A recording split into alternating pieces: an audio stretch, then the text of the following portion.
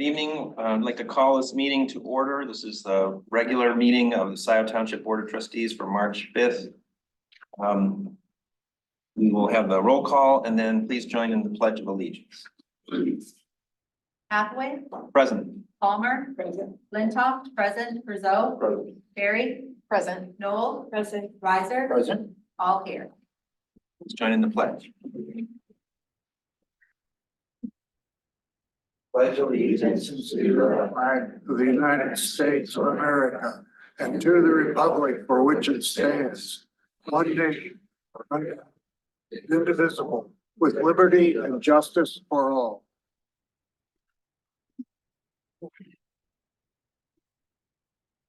Item is adoption of the agenda. I know of a couple of changes that were discussed. One is to move item G4 from the consent agenda to new business. Could we put it at the top of the business? Um, G4 to Yeah. the top of the business? So ahead of K1. Yes, please.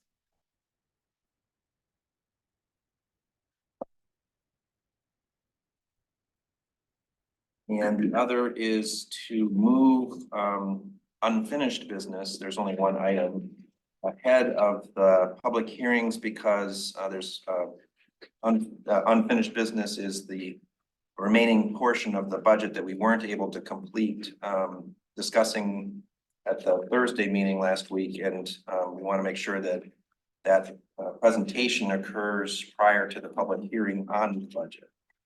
And Will, just one friendly amendment to that we have the discussion, as you suggest, above public hearings, but reserve the space after public hearings to take any potential action we may need to take, depending on where we're at. Okay. Is there any further amendment to the agenda? Someone prepared to move the agenda as changed. Moved by Brazeau, support by Noel. All those in favor say aye. Aye. Those opposed. The agenda is approved. Communications to the Board of Trustees. They are enclosed in your packet. I have received a couple more, including the correspondence from Peter. Thank you. That brings us to public comment. This is a time for members of the public to speak for up to 3 minutes on any matter under the purview of the Board of Trustees. If you are planning to participate in the public hearings later, then and have some comment related to either of the two public hearings, I would ask that we wait until the public hearings for to make those comments. Is there anyone who would like to make a public comment at this time? If those who are making public comments come up to the table and to speak, please.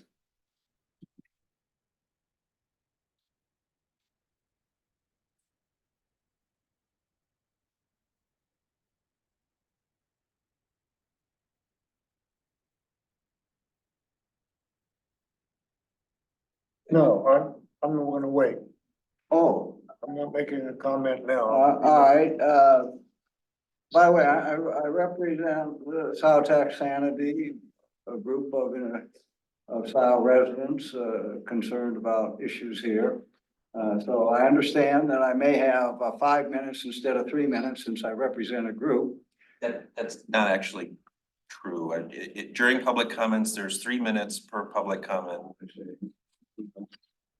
I've made it as pithy as I can, and I will leave comments here for anybody who would, you know, On the other hand, if you want to speak during the public hearing, everyone is entitled to 5 minutes. well, no, you know, I'll work within the system. You know, I can't stay for the whole meeting. Okay. And I'll just leave my comments here for people if they have an interest. You know, they can read them and then they'll be published on sciotaxsanity.org. All right, formerly, I'm a 44-year, John Boyle, 44-year business owner, resident owner, 35-year business owner in Scio Township. Before I comment on my concerns, I am going to use up some of my time to thank the township staff and firefighters for their service over the last 44 years when I've been a resident here. including the recent oversight of extensive fire safety audit, by Assistant Fire Chief Brandon Sears. Mr. Sears was thorough, educational, helpful, and collegial to a fault. And I thank him, and my tenants thank him. As regards the renewal of the existing 1.35 mil fire safety proposal, we wholeheartedly support that. While we all agree there is a need for additional funding for the fire department, there is a significant concern about the taxpayers about the amount requested in last November's ballot. Thought it was excessive and not justified by logic and supporting data. Specific comments include the following. There were no published detailed financial reports for the fire department. Anything that involves additional millage should be supported by detailed financial reports going back at least 3 years, pro forma reports going forward at least 3 years. As for the request of additional millage should not, you're talking about the millage, be related to inflation. Inflation is covered under Proposition A, and revenue automatically goes up as inflation goes up. And it has more than adequately been covered by Proposition A. With regard to population increases, same thing. Population increases are supported, additional revenue shows up because of additional homes and additional business activity. So the proposals for additional fire safety millage should include also a benchmark study comparing Scio Township's fire department costs and staffing with those of other local municipalities. Any proposed construction of any kind should be subjected to a rigorous bidding process, and the request for proposals and the bid submitted should be published for public review. Improvements in metrics due to additional funding should be estimated in the pro forma forecast and should be tracked annually in year-end financial statements. John, you future 3 minutes. And by the way, we have considered all that. There's a process in place right now. Because I know you've mentioned those concerns. We have defined an outline and are diligently putting a complete proposal together, business proposal together, that I think you'll be fairly impressed with. Okay, and my final comment is that you should be looking to put in place a finance staff with a senior finance, financial officer. All the finance statements will be done by a finance director. That will not be done by internal staff, if you will. So I'd ask for your patience. By what? By what? It'll be done by a CPA, the actual Well, spreadsheet. I think it should be done by a finance staff, and that the cost should be assuaged by eliminating the CPAs, the consultants. We're not gonna. Yeah, I know. Back Well, in. I make that point. Again, let's look at closing. John, just give us a chance. We met last time, as you know. Give us a chance to propose it. right. You guys are gonna be part of that process, deeply part of that process. If anybody would like, a copy of my comments are here, and I will leave comments with Jessica for the board, and I thank you for your time. Thank you. Who's next for public comment? Here, I have copies. Here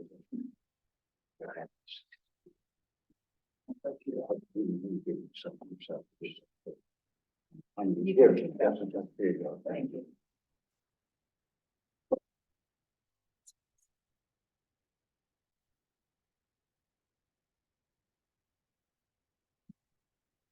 Thank you. Thank you.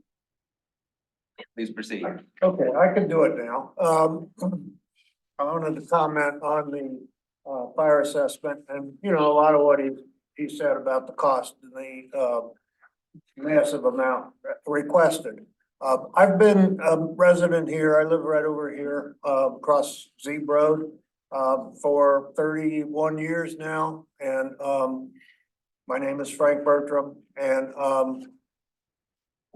I voted, for the record, I voted for the operating millage, but not for the new fire station. I think I have a problem with the fire station being over there on the edge of the township by the city line.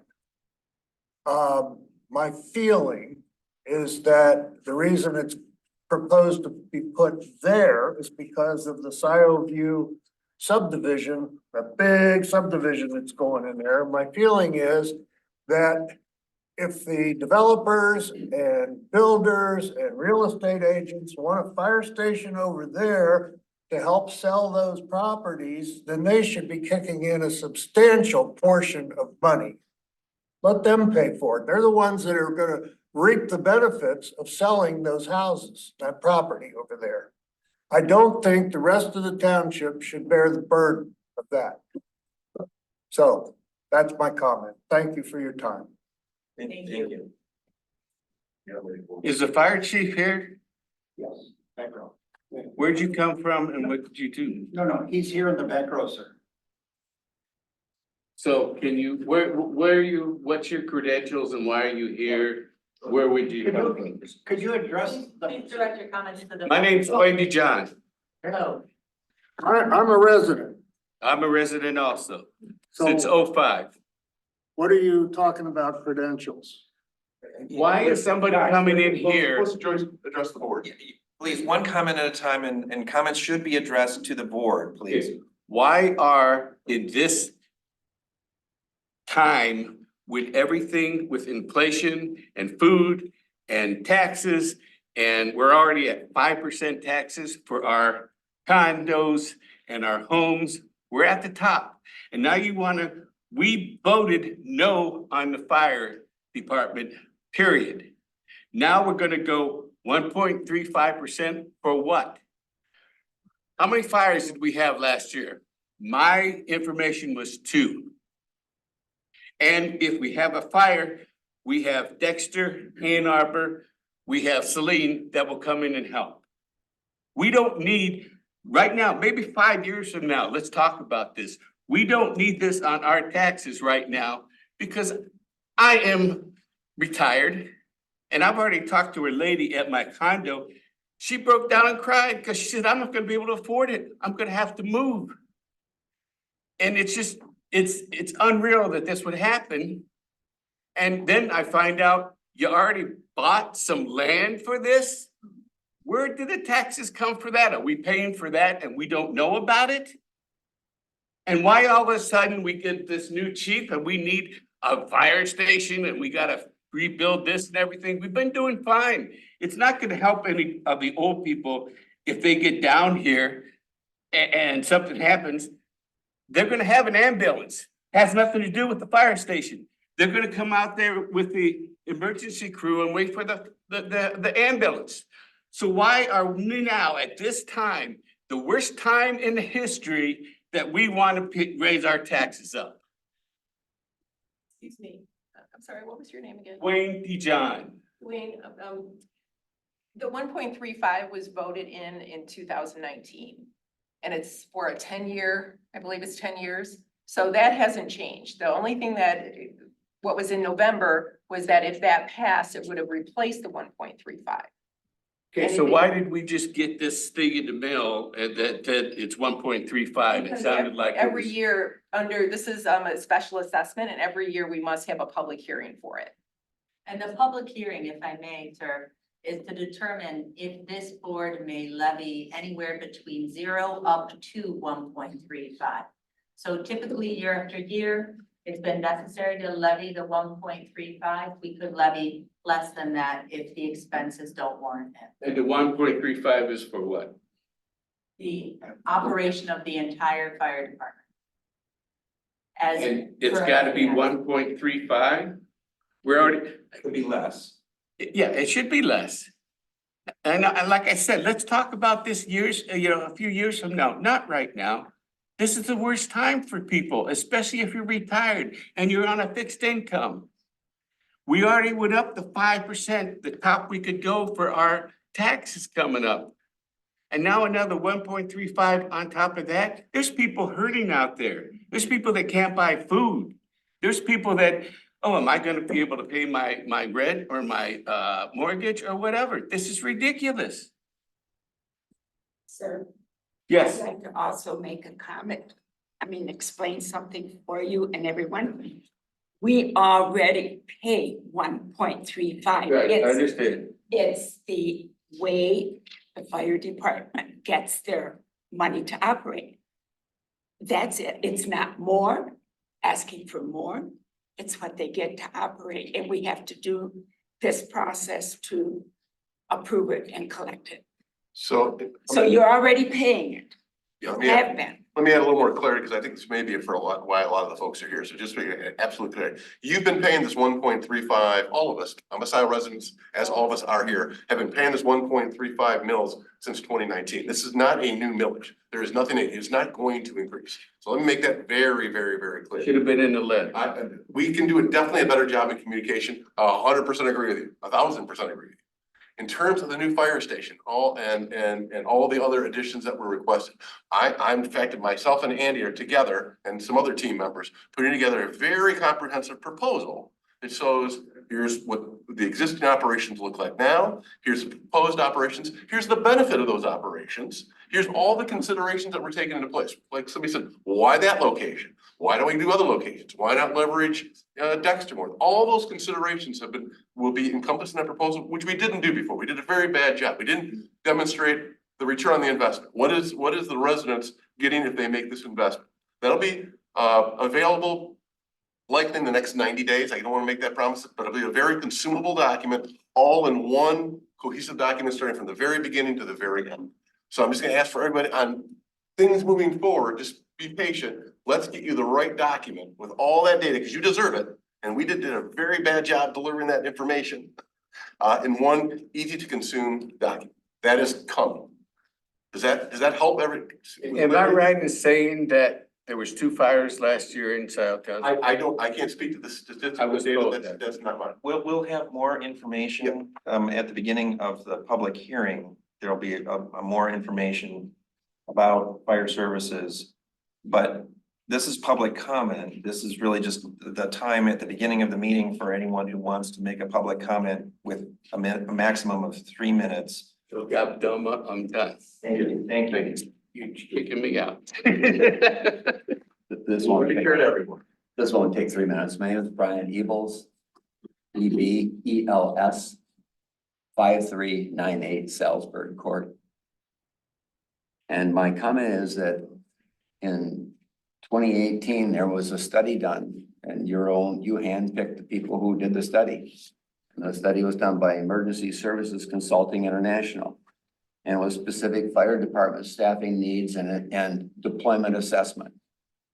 And this was in 2018. On page 9, figure 6 says cost per capita.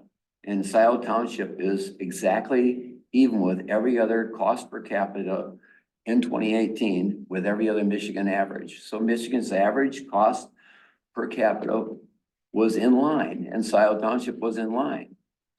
The next figure, figure 7, was comparison of incidents in per 1,000 residents. And Scio Township was well below the average, way below the average incident. So we already have less incidents. We already pay the same amount as everybody else does in Michigan. So what's the deal? Why is this whole thing about fire all of a sudden? How come we seem to be right in line with everybody else? In fact, we have lower incidents and pay as much as everyone else. I don't get it. So that's my question. Thank you. Thank you. Brian.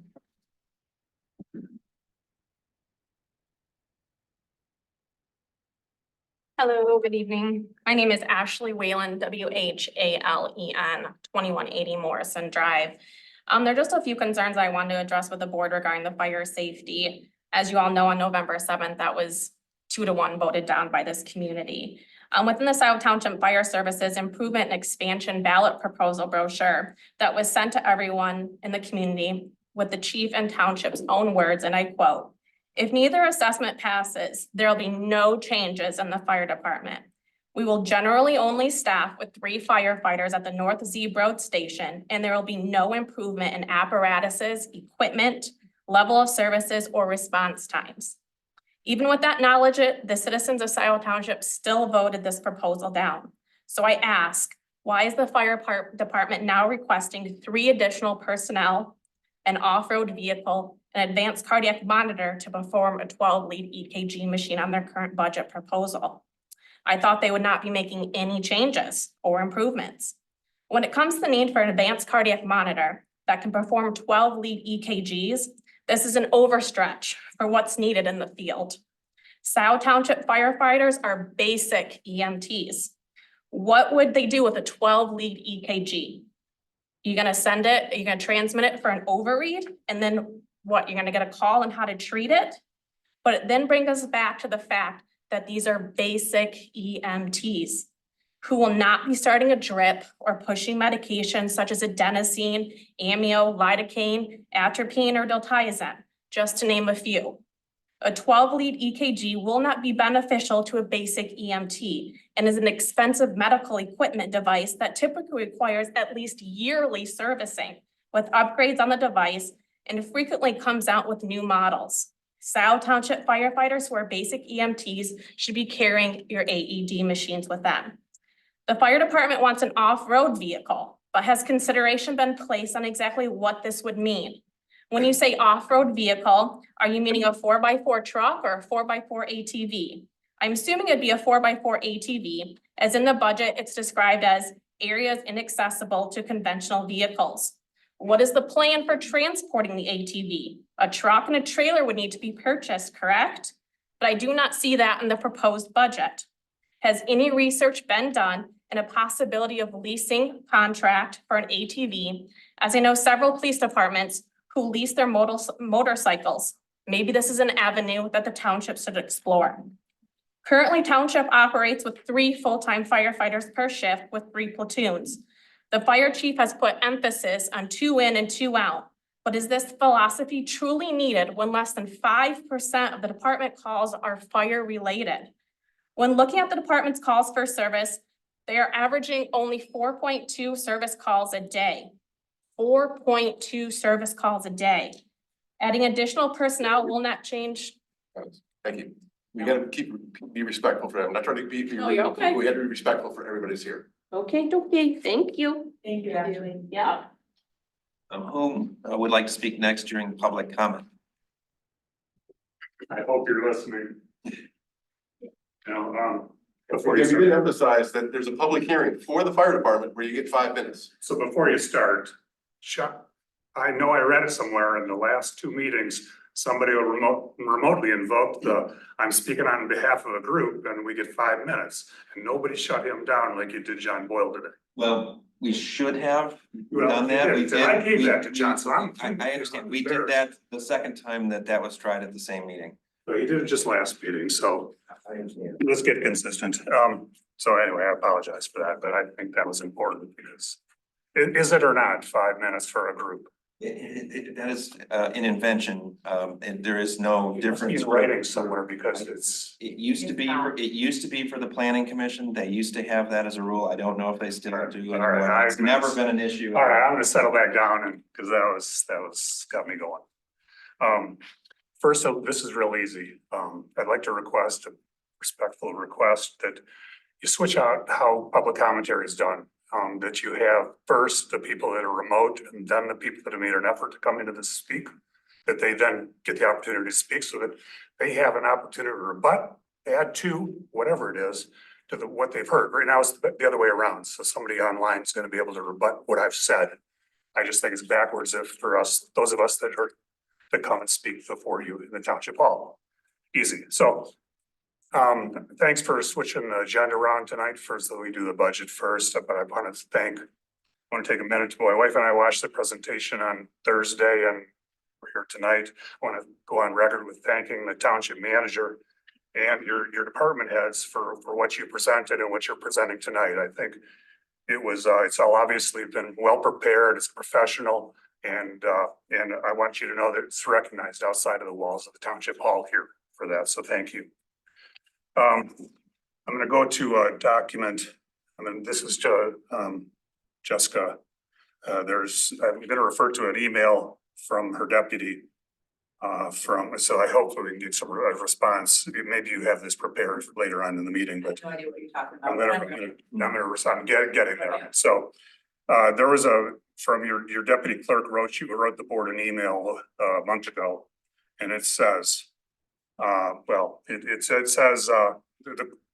since 2020, it's been clear to me that the position of deputy clerk in Scio Township is a full-time position. And I have mentioned this to Jessica repeatedly. It goes on to say, during this year of relentless elections, it is important that there be no gaps in coverage in the clerk's department. We are barely able to meet our obligations now. That's important, that we are barely able to meet our obligations now. So if you are so understaffed, why did you subject your already understaffed team to 9 days, 9 to 10 days of early voting? With that, with your rationale, please also tell us how many, I'd like some, a recap of early voting, how many people voted in person here in the township hall? And how many of those were township residents? And including what additional resources of the township were necessary, including staff, non-election staff for in-person voting, and that would may have been impacted by early voting. So respectful request, please. And next, and this is a request of the board, I don't know how you're gonna do this, but you have an agenda item for tonight to send your consent agenda, and it's, I think, G3, and that is, it has to do with the printer publisher of the newsletter. And it's a consent agenda, so I take it that means you're not gonna talk about it, but I think you need to talk about it, because this item is, what it does is removes print tech from providing printing and mailing. And this is a long-term provider of services. This is a township Jackson Boulevard provider. And then without more information, I think you read to have this as opposed to just making a request to the deputy clerk. Or the newsletter editor, I'm sorry, that you have a fruitful discussion on that, because this is, print tech's been here for 40 years. I don't see it, it says that the criteria used was turnaround time and customer service, and I didn't know turnaround time, are we under is that a turnaround time issue? Yeah. You know, so you guys talk about that, but I think take it off the consent agenda and before you act on it, I'll say the rest of it. Thanks, everybody. I'd like to briefly respond. We do early voting because the voters enacted it as part of the Michigan Constitution. It's a constitutional requirement that we provide 9 days of early voting. That's why we do it, Larry. My question is the hub, why you selected, you chose the township to be a hub for early voting on behalf of the other 4, 5, 6 townships. Why, that's my question, I'm sorry. Absolutely, and in fact, this entire board unanimously agreed with that recommendation of mine. And we unanimously agreed to the 2-year agreement for 24 and 25 to participate in the countywide administration, because it's more cost effective, brings out voters more. We had the most early voters of any of the 5 sites. We had 774, that's 7.4% of the county. And over 400 of those were Scio residents. So number one, it's the Constitution, which I'm obliged to carry out. I'm glad that this board sees the wisdom in doing so cost effectively for our voters. The only question the only question that was asked of the board when you presented that was what impact would it be on this meeting hall, this meeting room right here? Okay, not on the budget, not on anything else. I'll let you go. Thanks. Yeah, Let's move on with public comment, Yeah. and maybe there will be more discussion later. Yeah. Please, whoever is next for public comment here in the hall. If there's no one else who's going to speak at this time, please, is there anyone participating remotely who would like to speak during public comment? Sure, if you'd like to speak remotely, please raise your Zoom hand. All right, first up, we have Joe Pattinson, followed by Jonathan Greenberg. Joe, or probably Rob, excuse me. Rob Pattinson, Scio Township resident. Will there be any reports from the treasurer or supervisor tonight? Please return to making those reports at board meetings. I realize it's uncomfortable to reveal what you've been working on, but it's part of your job to be honest with residents, and making regular reports is part of your duty to do to us. Please include in the supervisor report what the status of the Sheriff Gate investigation is.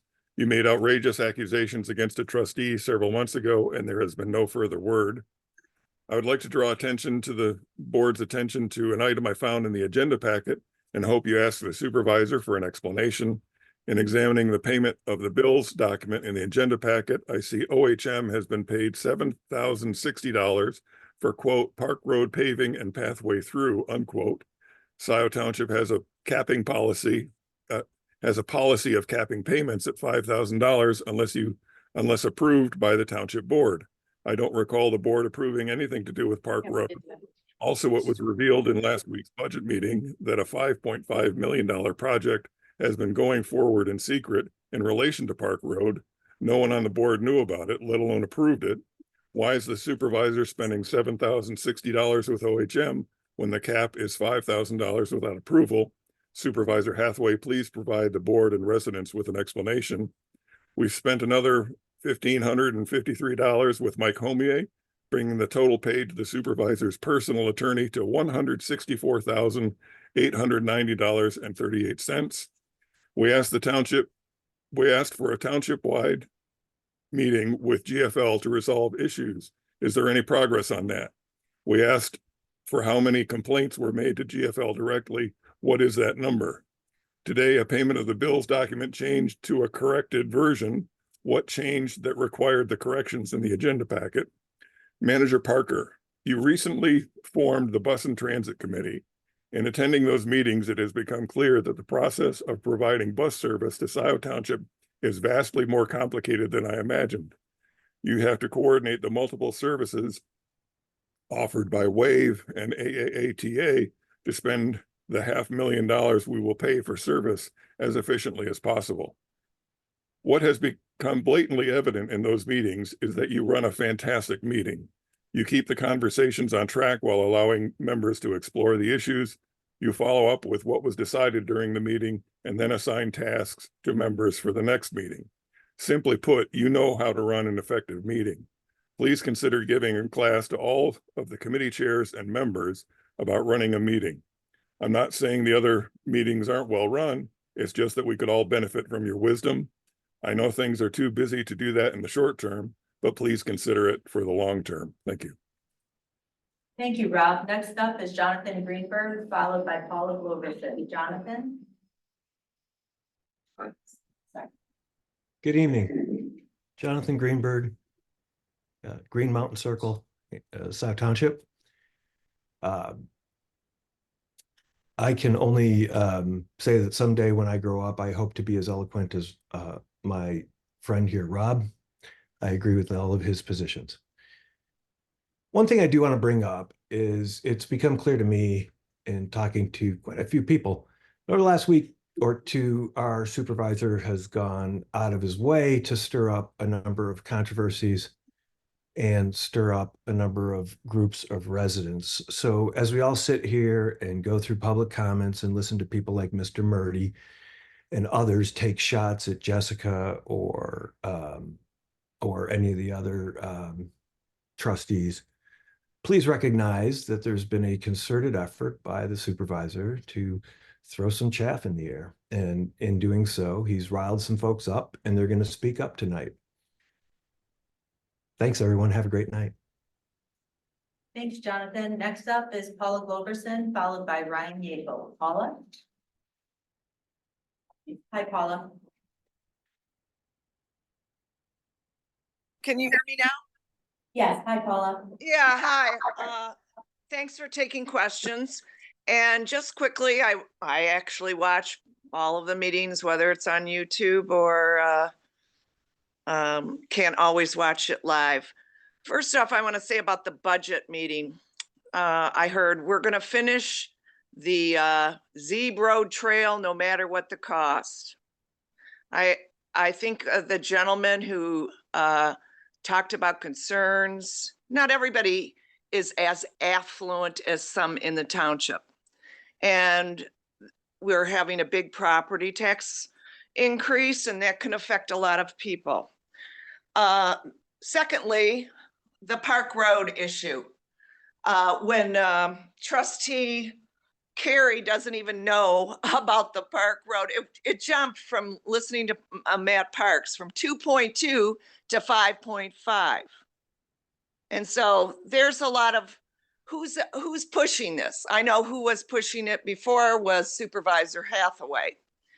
And everyone needs to know, I don't live on Park Road, but I live near Park Road, is the people will not have a backyard with the trail. And you can listen to all the different parks and pathway. And this has been tried to be pushed through by Supervisor Hathaway in not a legal manner before. I have to say, if we want a new fire department, and I appreciate the trustees putting it up for a vote. That's the democratic way to do it. And whether we need it or not, and I'm not going to discuss the fire department much, other than to say everybody should read that fire over again. Because right there, the woman brought up about the medical. They do not want to be EMT trained. So that's right in the document. But I'm very concerned about when I hear, and all due respect to Brandon and the utilities and Miss Parker, and it was shot, the clerk brought up, and I think Jillian Carey made a comment about the tiling of the bathrooms and the granite countertops. When people hear that kind of stuff, it doesn't go over well. So let's stick to what we need to do right now. These are not good times for many people. And I hope I'm wrong, but I think times are going to get a little worse. And we think about 2008. And I really appreciated Trustee Brousseau bringing up that we need to start thinking about, okay, we approve different things, and what are the measures to see what it actually accomplished? You got to start thinking in this kind of format. And I'm actually hopeful that we can start looking at things constructively and responsibly. Thank you, Paula. Yeah, thank you. Thank you, Paula. Next up is Ryan Yeaple, followed by Pam Boyd. Ryan? Good evening, board. Just one quick question. I was looking over the meeting schedule for next week. It's possible that maybe either the board review or the DDA is going to use the conference room. Does look like there's overlap on Monday for when the DDA meeting is scheduled, and also the morning session of the board review. Just was hoping somebody could clarify which meeting would be held where, or if there just won't be any overlap due to lack of appointments. Thank you. The Board of Review's been meeting in the front conference room. I would presume the DDA would be in here. Pam Boyd? Thank you, Pam Boyd, Scio resident. I came in late to the meeting. I wanted to, I hope the board will help residents understand that Scio Township is not living in a vacuum. And when it comes to the needs of the fire department, we're looking at the future of the fire department. We're looking at all of the different developments that have been in the planning stages, and how much Scio Township is going to grow, and how many different rental units there are going to be going in over the next several years. And we can't really wait until it's too late, when we have all of these residents that have moved in, and our fire department is then way understaffed. So I hope this board helps educate residents who have a negative feeling about expanding our fire department, that those people really need to start attending more meetings, Board of Trustee meetings and the Planning Commission meetings, so that they have a well-rounded education as to what's going on in Scio Township. Thank you very much. Thank you, Pam. Any other interested members of the public?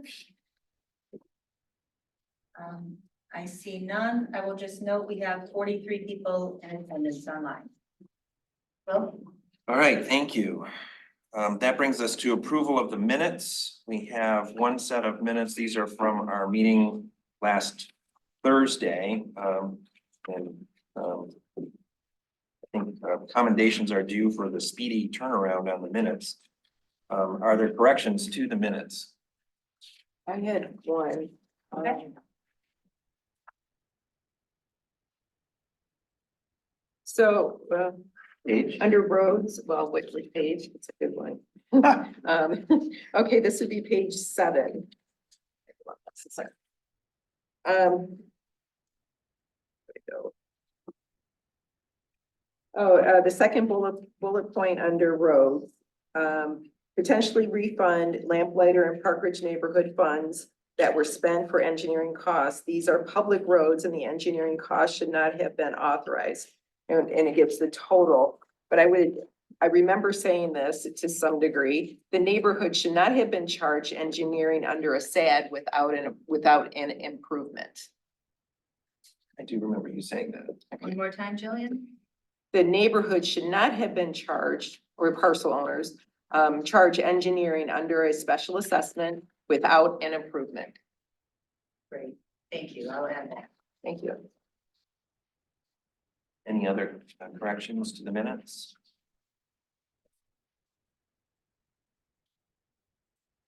Want to point out that there were a number of, there's the portion of the minutes read like a to-do list, and I'm not sure if everything is as specified in the minutes is completed. Do we have a plan to sort of go through and look at those items?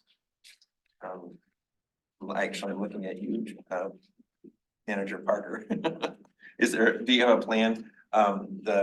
There's a number of items in here where it says, you know, to be done by the time of the public hearing.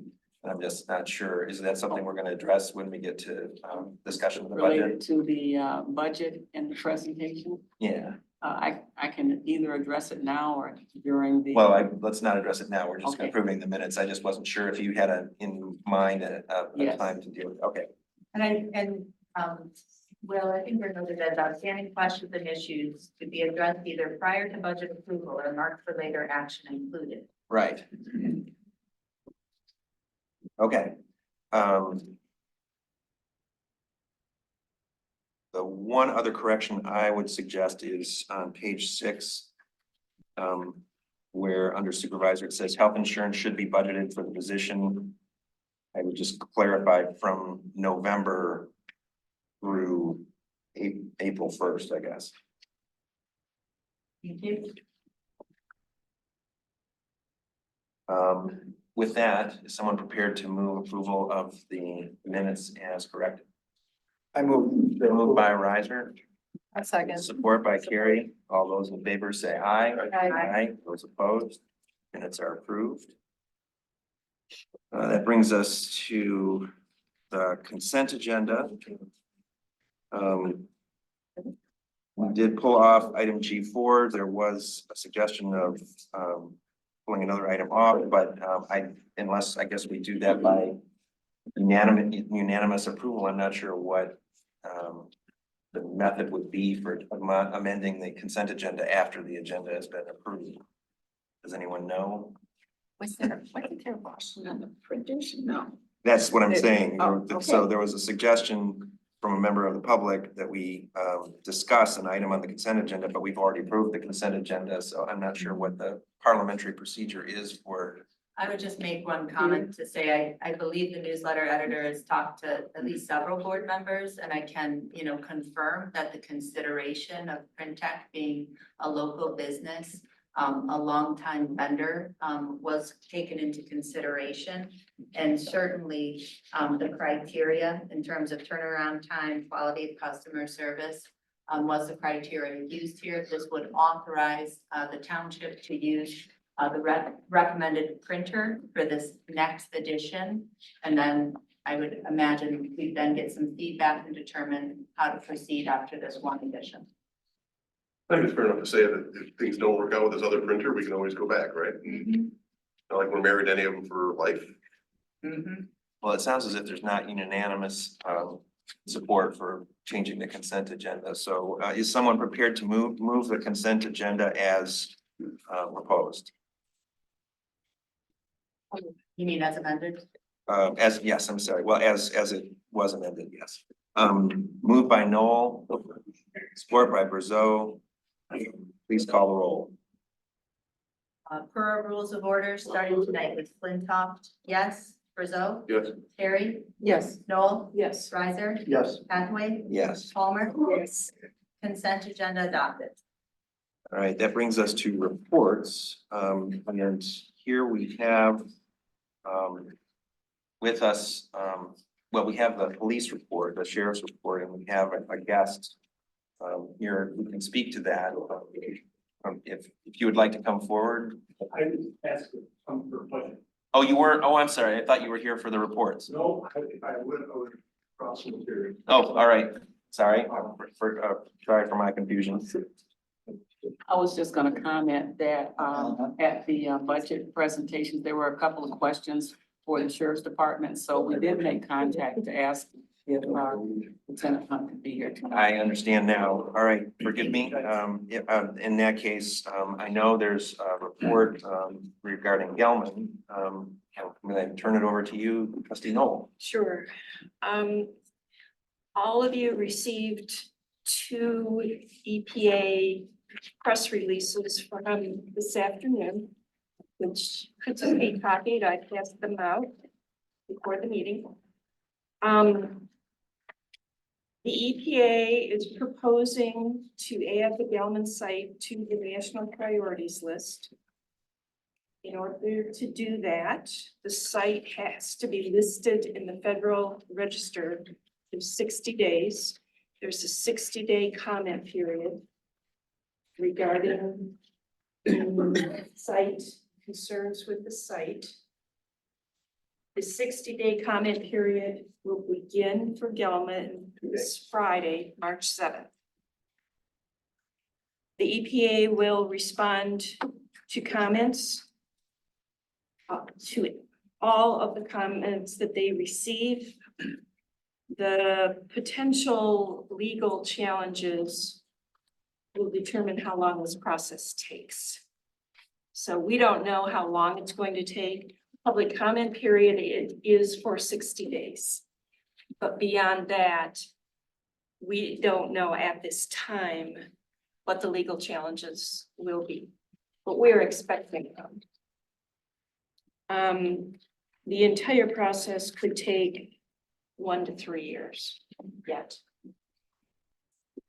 So please read these. They're very informative, and this is good news.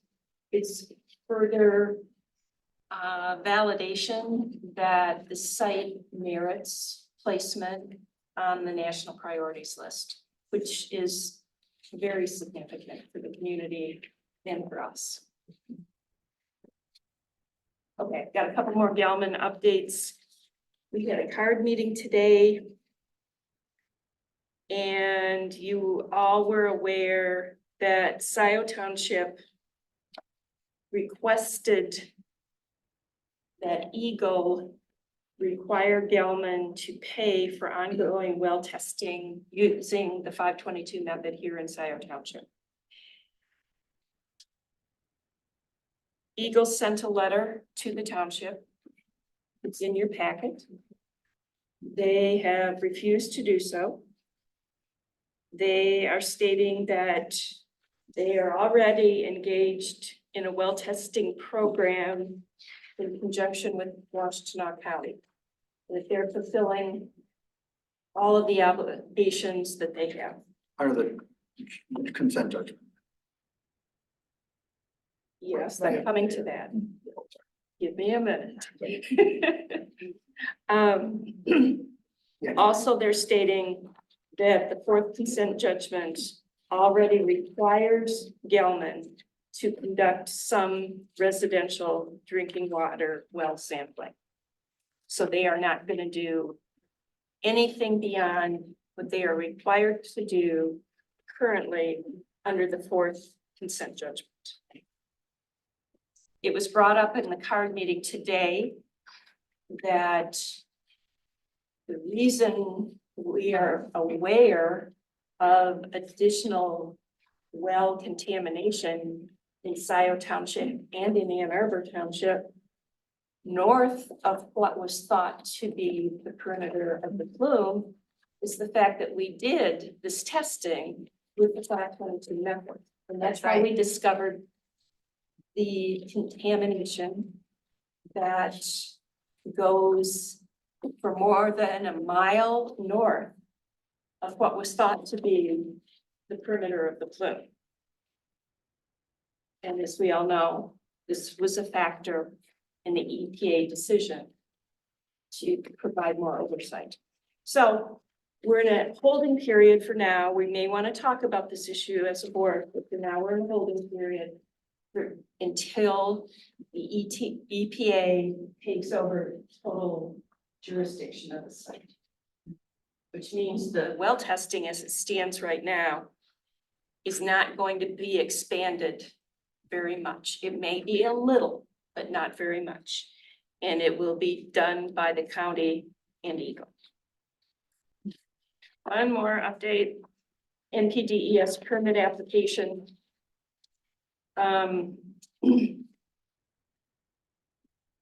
Yeoman recently filed this application with Eagle. It's a standard application that they have to file every few years. Scio Township, Washtenaw County, and the city of Ann Arbor all responded during the public comment period to this application. Years ago, Scio Township also responded when this occurred several years ago. So we have raised a couple issues regarding Yeoman's capacity to use more sophisticated treatment in treating the contaminated water that they release into Honey Creek. Yeoman is trying to continue to release at the same levels that they have for the last 5 years, when actually they have the capacity to treat down to a lower dioxin contamination level in the water that they release into Honey Creek. So all the water they release into Honey Creek still has dioxin contamination, but it's down to a lower level than it would be if the treatment wasn't done. Okay, also we raised that issue, their capacity to treat. Number 2 issue, documentation that some of the dioxin contaminated water that is released into Honey Creek may well be migrating into the groundwater and may be a factor in homeowner well contamination that has been documented in that area for years now. It's low level contamination, but still major. And we've raised that issue. Scio has also requested a public hearing. We haven't heard a response yet from the EPA or from Eagle. Is that any questions? I just have one. I mean, first of all, thank you. Thank you. Tons of information.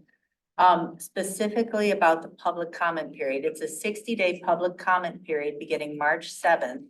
And I think this is something that'd be of great interest to Scio residents, who are probably have a range of opinions on it and thoughts about it. So what's the best way for them to find out how to make public comment? How can we kind of get the word out about it? So I've already spoken to Mary tonight. And I emailed to her the 2 press releases from the EPA. We are going to talk more tomorrow. We did not specifically discuss placement of these press releases on the website, but I think it would be a good idea.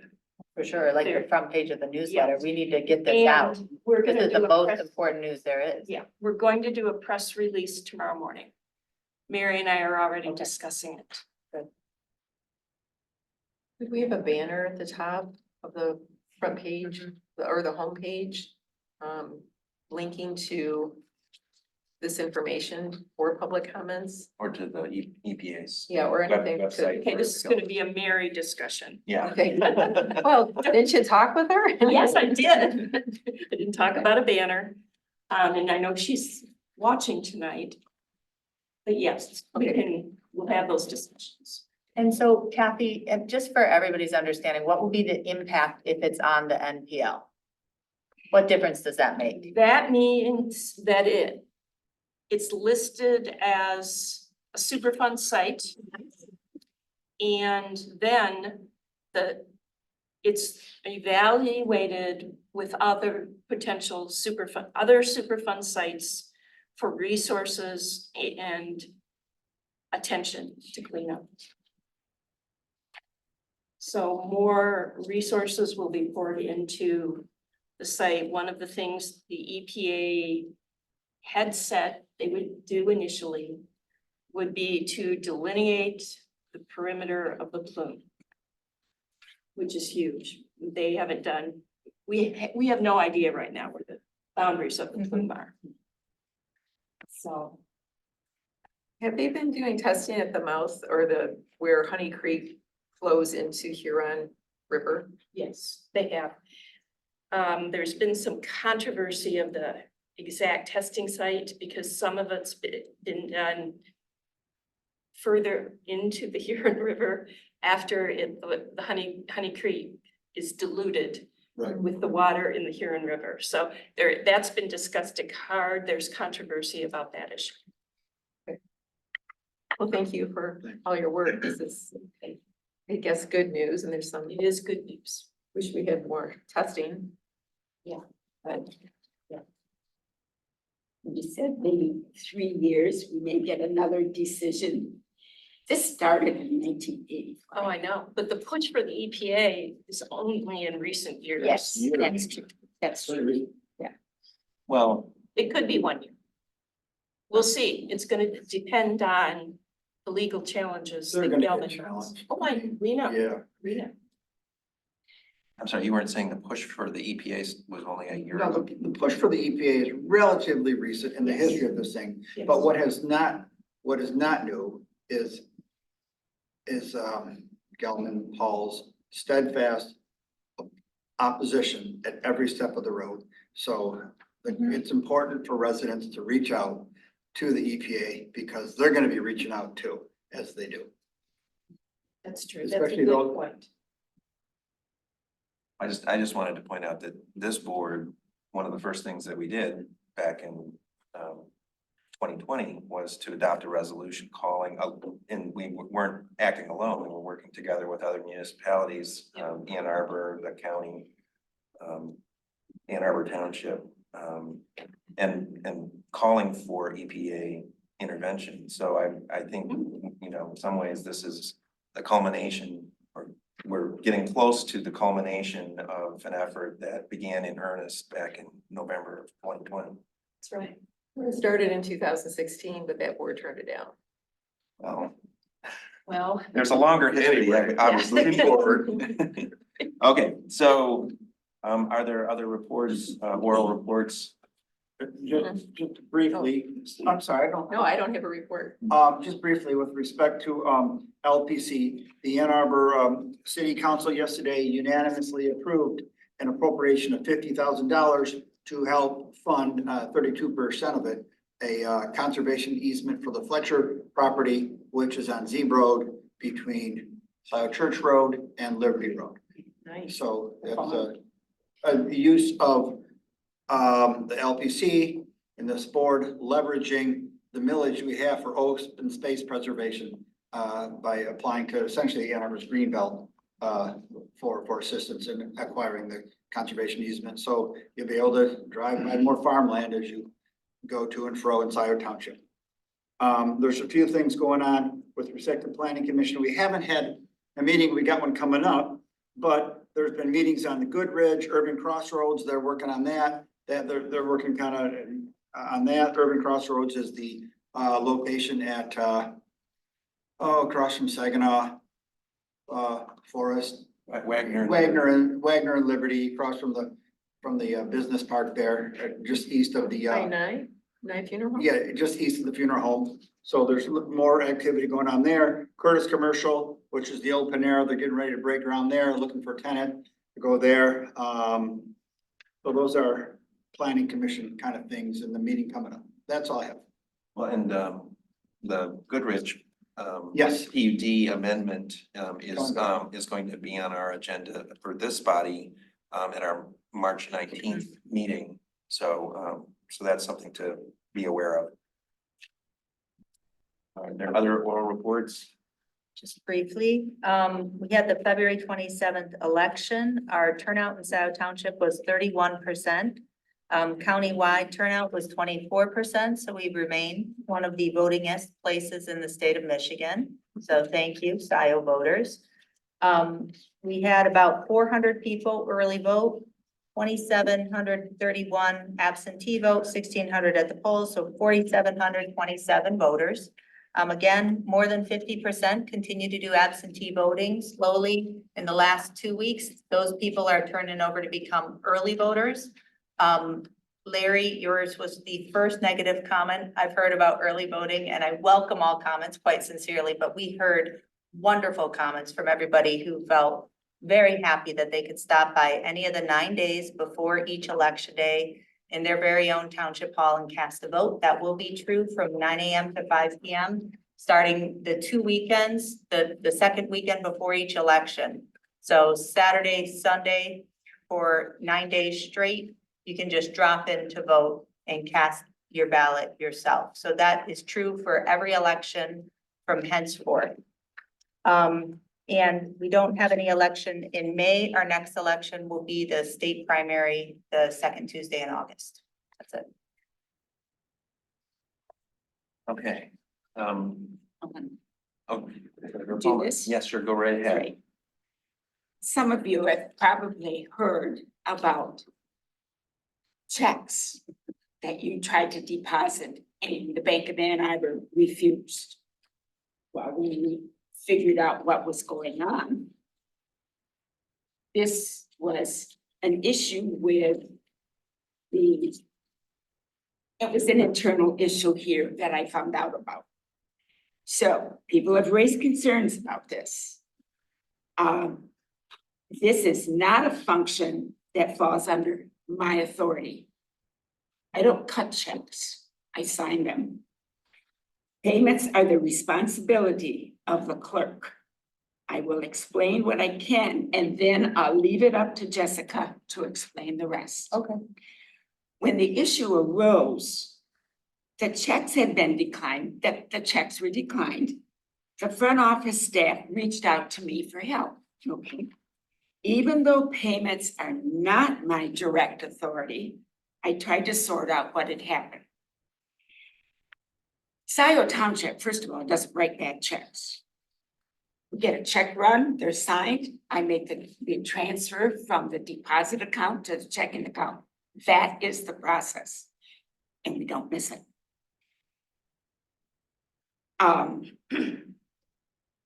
When I sorted out what had happened, we started reissuing those checks because the bank said, you cannot put them back.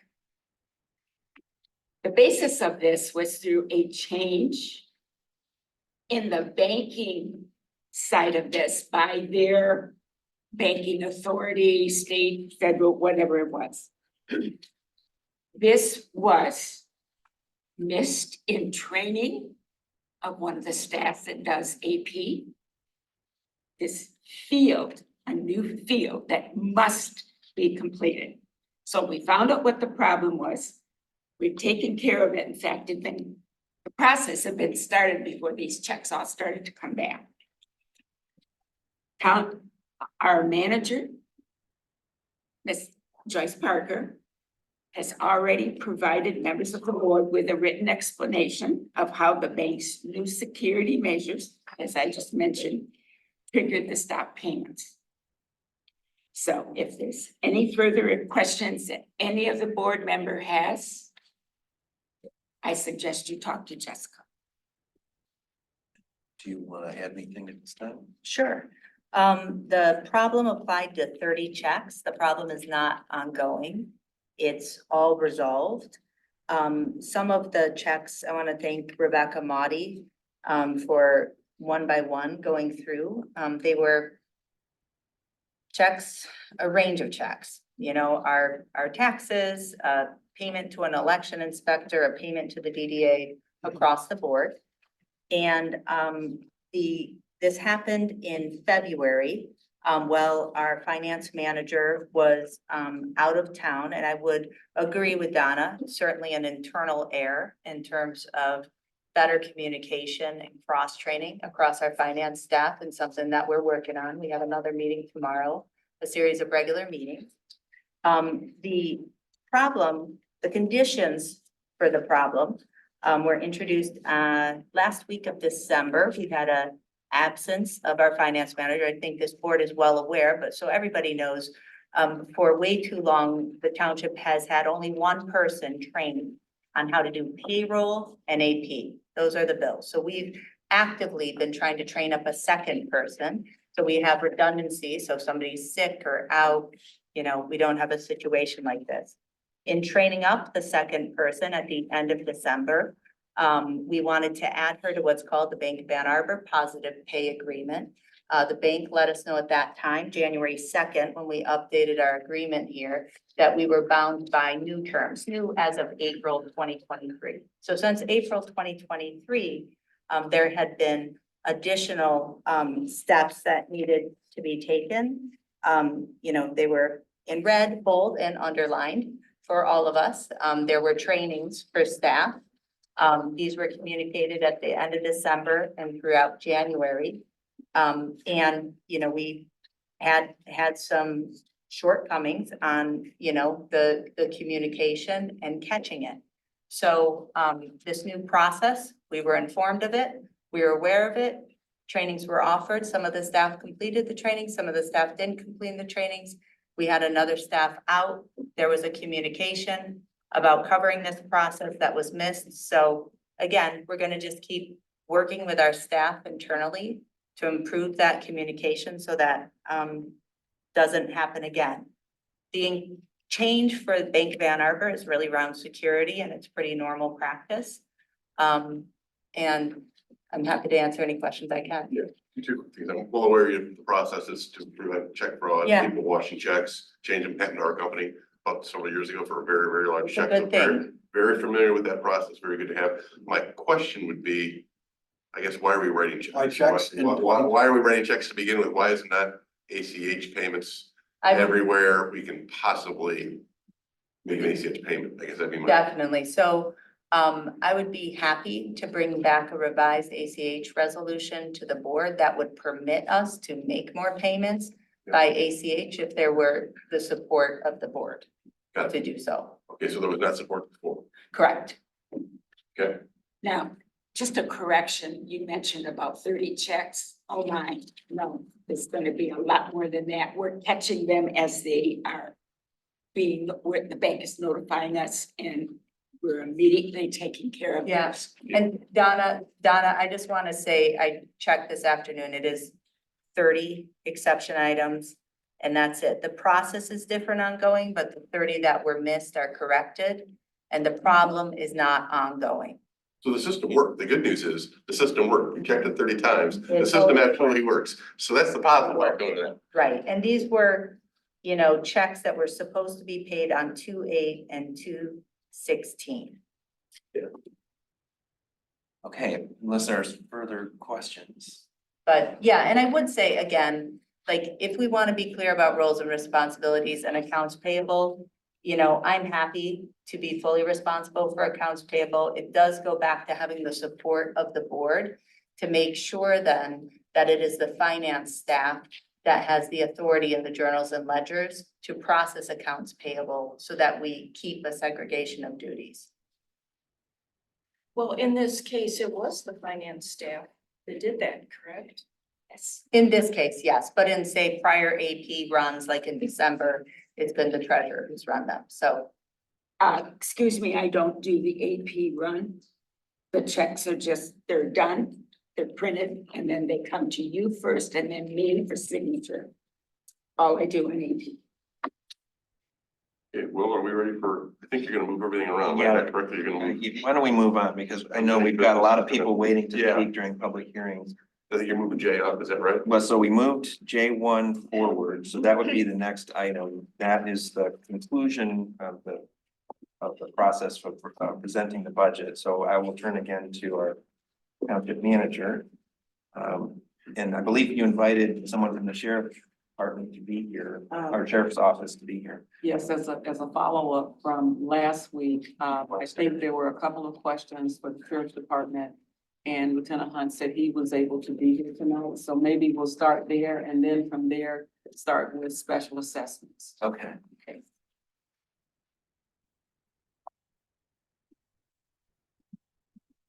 Thank you for joining us. No problem.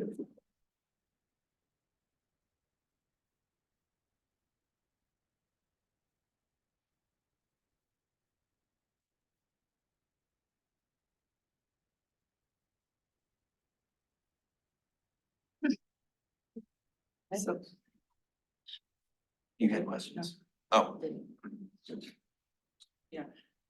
I thought there was a question related to, the budget and, the overtime and other expenses that came up.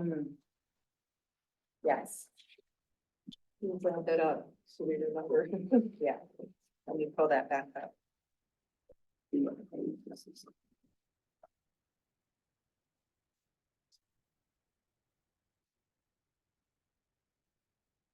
So, Lieutenant Thomas, can you just briefly describe from a budgetary standpoint, what is covered under the contract related to overtime? So it's a little bit of a complicated issue because of the way the contract itself is written. Some of the overtime is considered billable to the township. Some of our overtime that is incurred is considered non-billable to the township. Basically, the county pays for that. And so, for example, last year, there was $91,000 in billable overtime to the township, and the county paid $291,000 in non-billable overtime costs. And so based on the way the contract is actually written, it outlines what types of overtime you would be billed for and what types of overtime the county is responsible for. So essentially, things that the township is responsible for would be, say, court overtime. If a deputy had to go to court for a Scio Township case, you would then be technically billed for that overtime. Or anytime a deputy is off on, say, vacation or comp time for the first 14 days, the township would be basically billed for that time. Anything beyond 14 days, let's say like somebody goes on like a long-term medical leave because they get injured or something along those lines.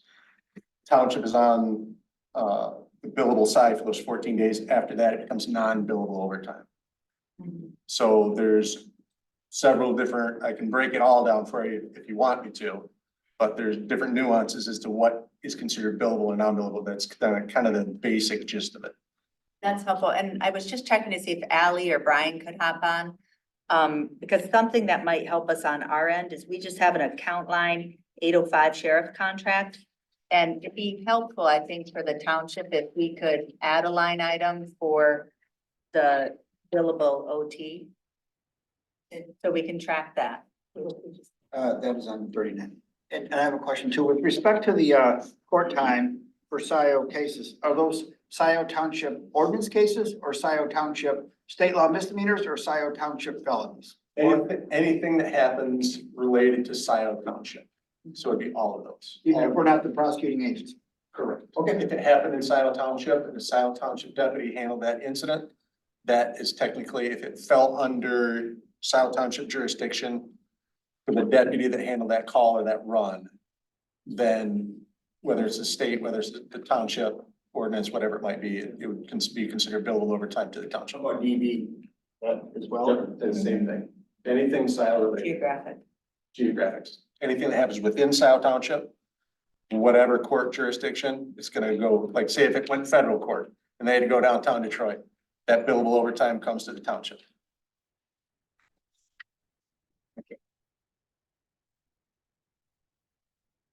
other questions?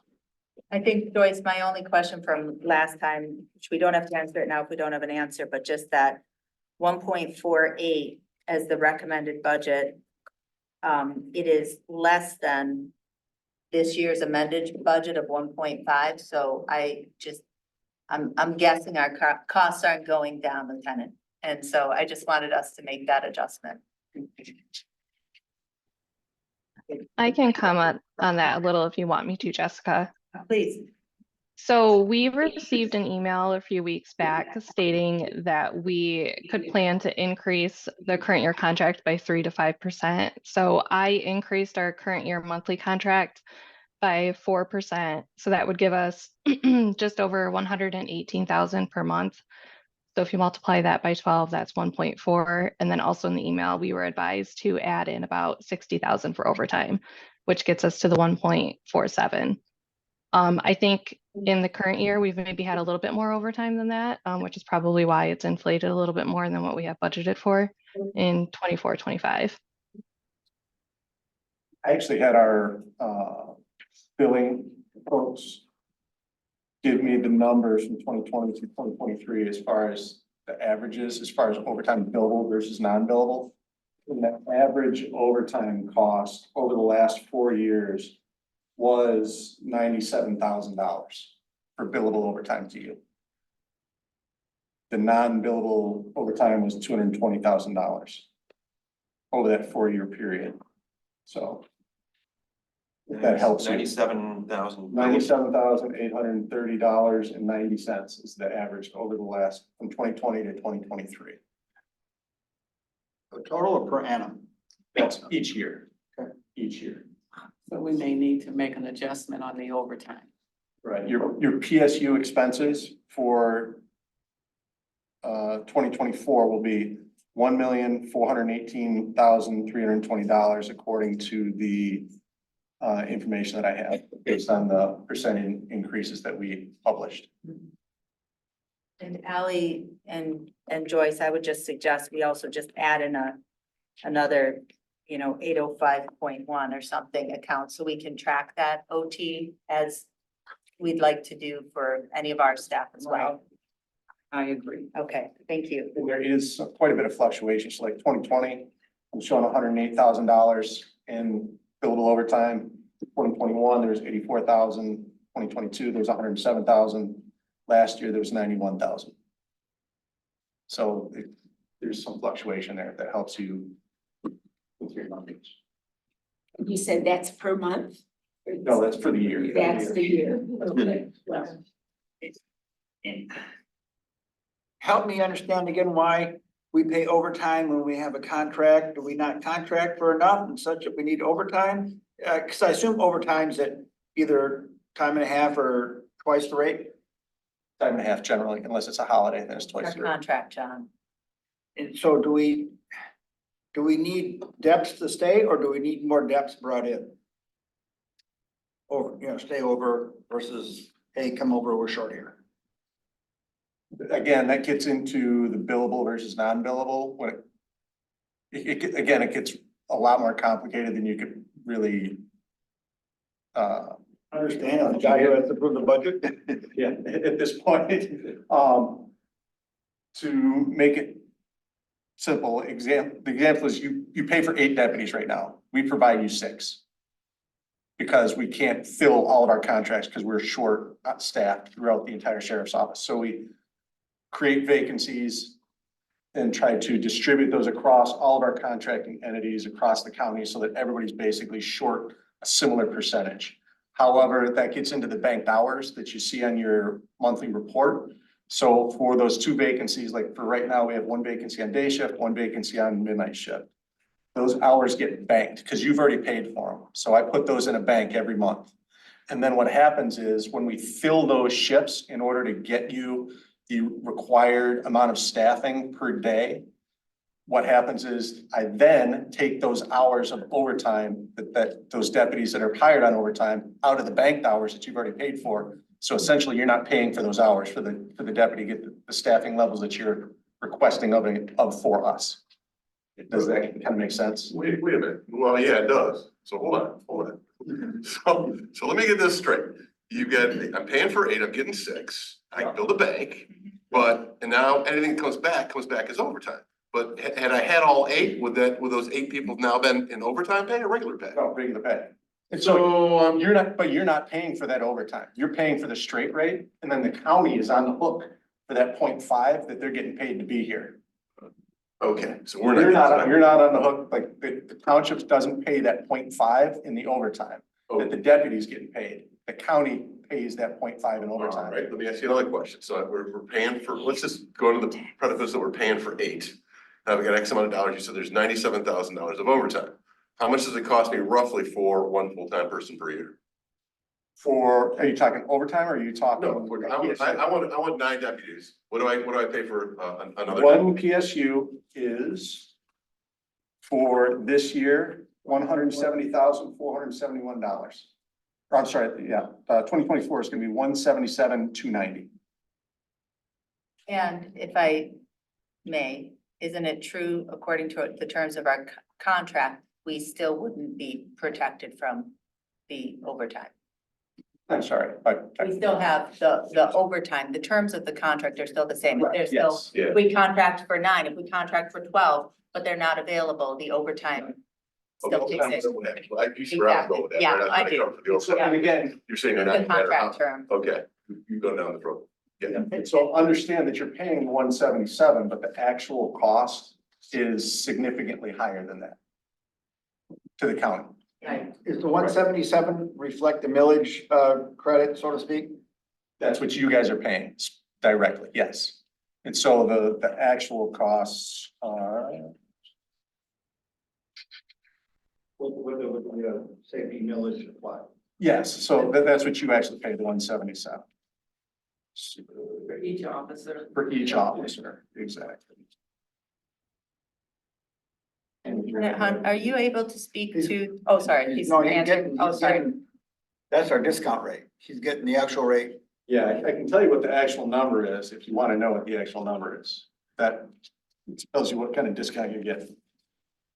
So, and by discount, just so everybody's clear, he's talking about the countywide millage we all pay. Correct.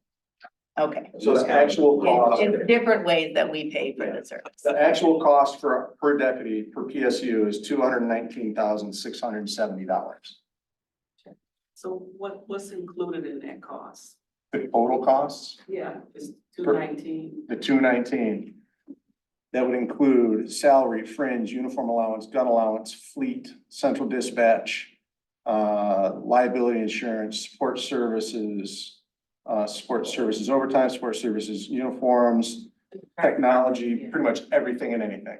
The entire department. Yeah. the entire- Aside from corrections. Correct, There's yes. kind of cost allocation attached to that. So Jess, you made a good point. So we pay county. So are they just kind of pulling out of the pocket from that overtime and out of a different pocket from us then? Is that what am I hearing that right or no? Well, I don't know how different the pockets are, but yes, I do want to ask something though, and you may not be at liberty to speak to this, may not be in your lane, but my understanding is the county public safety mental health millage will soon be up for renewal and expansion. Is that accurate?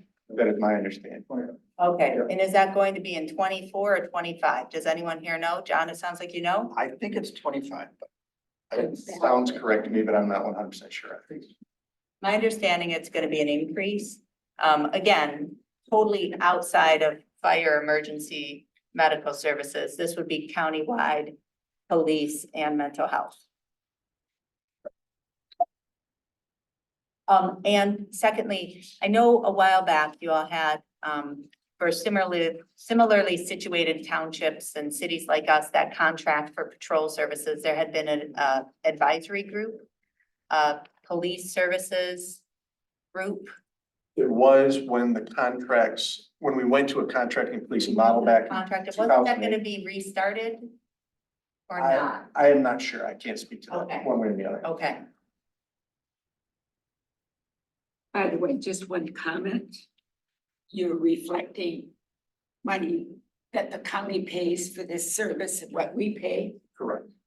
We pay both bills. Oh, no, I understand. Right. It's just make sure everybody understood. Okay, are there any further questions? Thank you. Yeah, thank you. Thank you. Hopefully that's helpful. Yes, thank you. Thank you. it might be fall 24. It might be fall 24 on the county budget. I thought it, Might be. yeah, potentially November. Yep, it might be fall. Mhm. That makes sense because they were gearing up for last year. Yes. No, it's an 8-year millage, started in November 17th, it was approved. Was it on the that year's tax thing? Um, I mean, I don't, remember. Was it?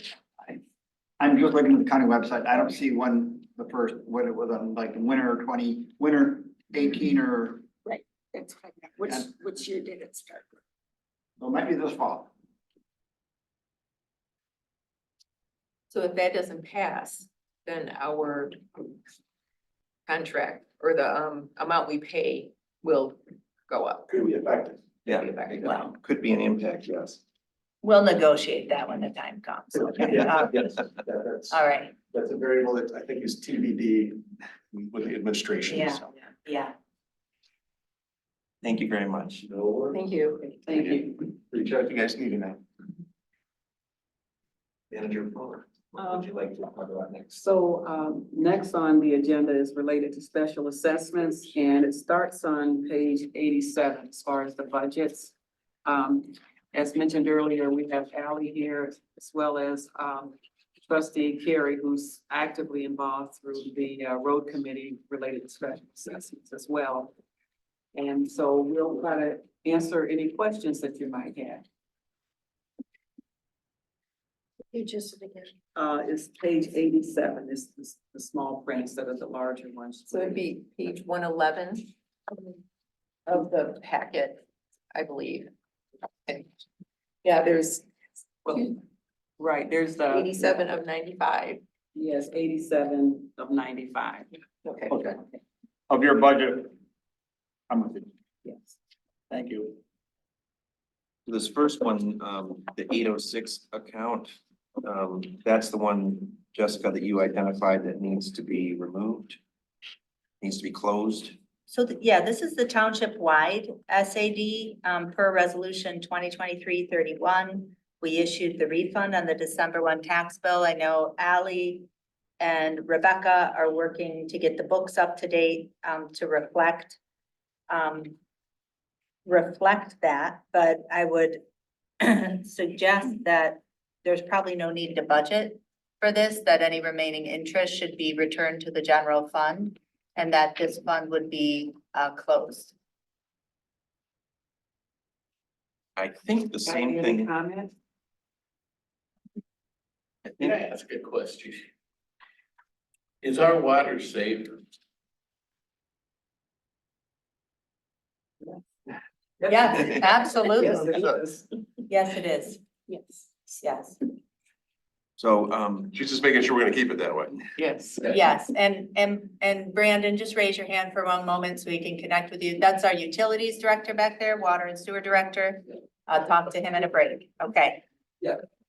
Thank you. so I think the same thing is true of, Fund 807, because I believe all of those have been now concluded. Aren't these the ones here? We just, Yeah, 807 was the 2013, the surplus to Rose Drive Yeah. and we just the Glade. approved that. And those were put on the tax bill, just like the SAD refund that we. Yeah, oh, you did the surplus in the winter. Yeah. Yeah, okay. Yeah, then that I think 807 also Can be removed. can be removed because I think it's also closed. But all the interest should come back to the general fund, from that, and we'll close that. You want an update on the millage? The No. millage was, it goes through I'm serious. 26, but they're gonna wanna renew it in 24. Oh. They're coming back early for the Headley. for the, Yeah, I'm out of order. I realize that and I Yeah. accept your. That's why I said no. Yeah. Yeah, we're used to you. But the sheriff and county millage, I just found it. Thank you. okay, Question answered. Just finish up. 807. So yeah, so that's 807. Then 808 is the 2014 road SADs. So what's the status of these? This is the Jackson Industrial 808, kind of hanging out there without much activity. None of us may be prepared to answer this question, No, but I'm because asking we it would for have us. To look to see if. Wait a minute, why? I think the final collection is this winter tax. It's only 1,013, a little over 1,070, so it's just one parcel that has to pony up. Then we can close it. We should check on the status Yeah. with our assessor and Ally, can you put that on your list to check on, please?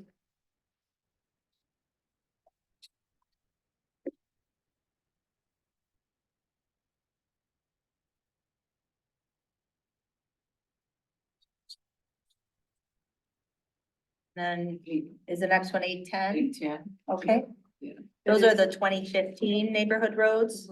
Breckenridge, so we're. What year did you say again? 2015, and it's Breckenridge. Oh, so that was 2018. Okay, so it would still have a couple more years. Who here knows the status of it? I don't. Yeah, I've looked at the file in the past, but it's one of those that didn't seem to have any issues, so. Ally, would you mind checking on that one too? Again, as we, end these smaller funds, we'll. Okay, and then next one, 813. Fund 813, this is 2016 road SAT projects. So as I mentioned at the last meeting, last Thursday, about the Park Ridge Laurentide and also Joanne Court, Honey Creek. no, yeah, it's all in the same, but the Park Ridge Laurentide would have the refund for the engineering cost.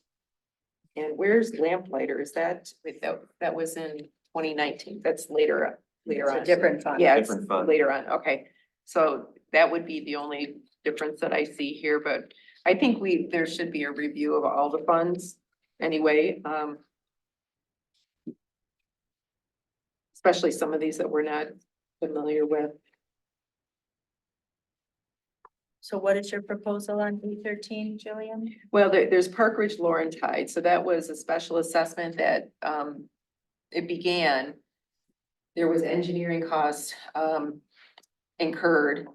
Then the neighborhood, after the estimate came back, was way too much, close to 450,000 to 500,000. And they turned it down. Now, the thing is that these are public roads that should have been, the road commission should have been involved with. And they would have walked and given, this is what you want, this is an estimate. But the township chose to hire an outside engineer and then charge the neighborhood for the engineering cost.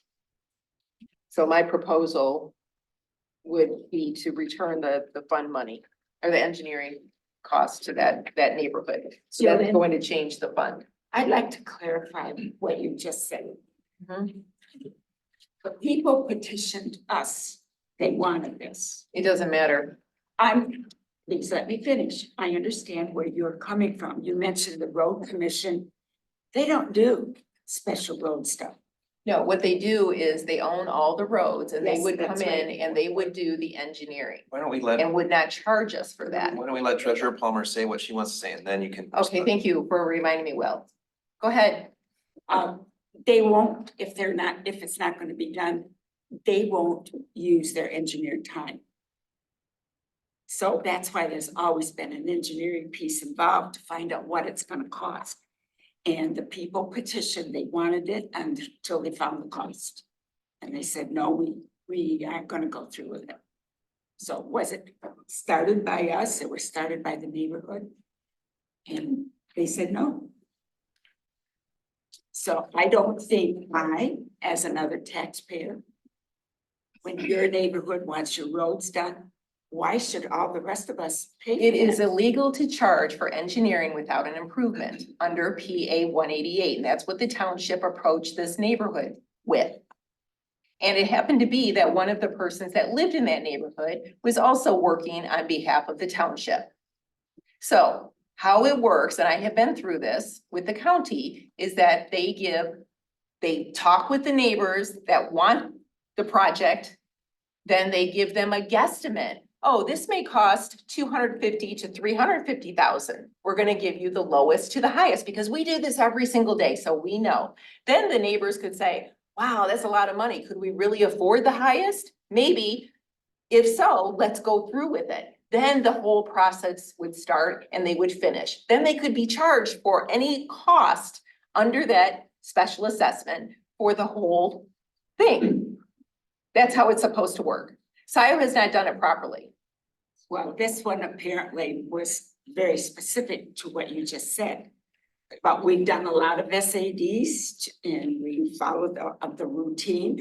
And there's a lot of issues with them. So, no, we haven't had a lot of issues. Well, no, I have uncovered them. So I'm trying to clean it up because that's the right thing to do by parcel owners. So, but rather than have this turn into a debate, I would like to just interject. I think both of you are correct. I think Jillian is correct. She cited the advice that we received from an attorney saying that this practice that the township had engaged in the past is not legal. It's not appropriate. The township had the best intentions and thought it was following the proper rules, but you cannot have an SAD simply for the engineering cost. The only way that you can charge a neighborhood for the engineering cost is if it's rolled into an actual project where there is an improvement. Correct. And that didn't happen in these cases because the neighborhoods decided not to go forward with the improvement. The problem is that made those SADs improper, or the ones for just the engineering costs. So that effort by the township to try and protect everybody's funds, as you were saying, Treasurer Palmer, was not the correct approach. And I think what you're proposing, if I understand correctly, Trustee Carey, is that we undo that by refunding Yes. the money We should not have- for those two Improvement-less improvement SADs. I do notice though that that we can't do it for everything that's in this There's only account. Only 2 neighborhoods. Well, the Cottontail improvement actually did occur. Right, but it's only the Park Ridge Laurentide, and we were looking at, what is this, 813? So there's a Park Ridge Laurentide, no, so it wouldn't be the engineering for all of them because The engineering for Park Ridge Laurentide. that's it. Yeah. Yeah, so that's one, and then the other one is further along. That's the one where I was a little confused Oh, I'm because it looks sorry. like it's both Lamplighter and Cottontail. No, No? there are individual SADs within 815. So we have to disaggregate them within that, and I think Yeah. it's just Lamplighter, that neighborhood that would be entitled to a refund of the Correct. engineering. Okay, but those are the two that you've identified. Yes, the rest of them have had the improvements. Okay. So I think for purposes of the budget then is the next step then to, that we would be proposing a change in fund 813 to reflect the refund of the engineering costs assessed on Park Ridge Laurentide property owners. And so Ally, I'd leave it to you to come up with that and what that should look like. It seems like it would be a obviously recommended expenditure, but also make sure we're pulling from the right sources. I guess, Well, the other question too, other than the refund, there isn't any activity planned as far as expenses. So is that another candidate to close out? yeah, that's a great question. Are all of these improvements here otherwise, Complete. are they all complete? Joanne Fort, Park Ridge, Laurentide, Honey Creek, Baker Heights, Liberty Hill, Scio Meadow Commons? Yes, and whatever, unless they haven't paid. I think there's still some. It looks like there's still some parcel owners that are paying. Well, I'm looking at the balance sheet here. Yeah, we still have, Joyce, we may still have to keep it open. It looks like we've got 59,000 still. I mean, I'm kind of surprised we have that much still outstanding. Well, But depending on, some is of it an these- 8-year or a 10-year? See, that's what we have. Yeah, most of them, yeah. So then if this was I guess it in. was just 2016, so people still have time. Mhm. I think Baker I'm Heights not is rushing done. anybody. I think Baker Heights is done in 813. Yeah, And that I was a think very it's- small.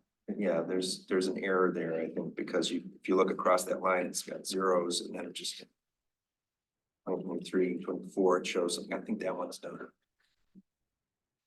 The Okay. assessing. the But this, assessing I guess this program is what for we need to us. clarify, is which ones of these are done and can be closed out, which ones are engineering only Yeah. and need to be rectified, and which ones actually still have payments, revenue coming in. And I'll just Assess know, the way we- administratively, we can close the funds. It doesn't require action of the board. Yeah, But what is that?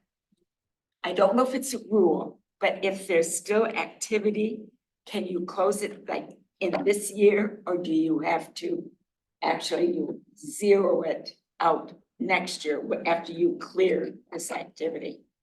Ally, would you? Well, Ally, We'll that find would be a out. budget question that maybe. Yeah, but we can deal with that Okay, so- offline. My question is when parcel owners pay their SAT, that money goes where? To the general fund?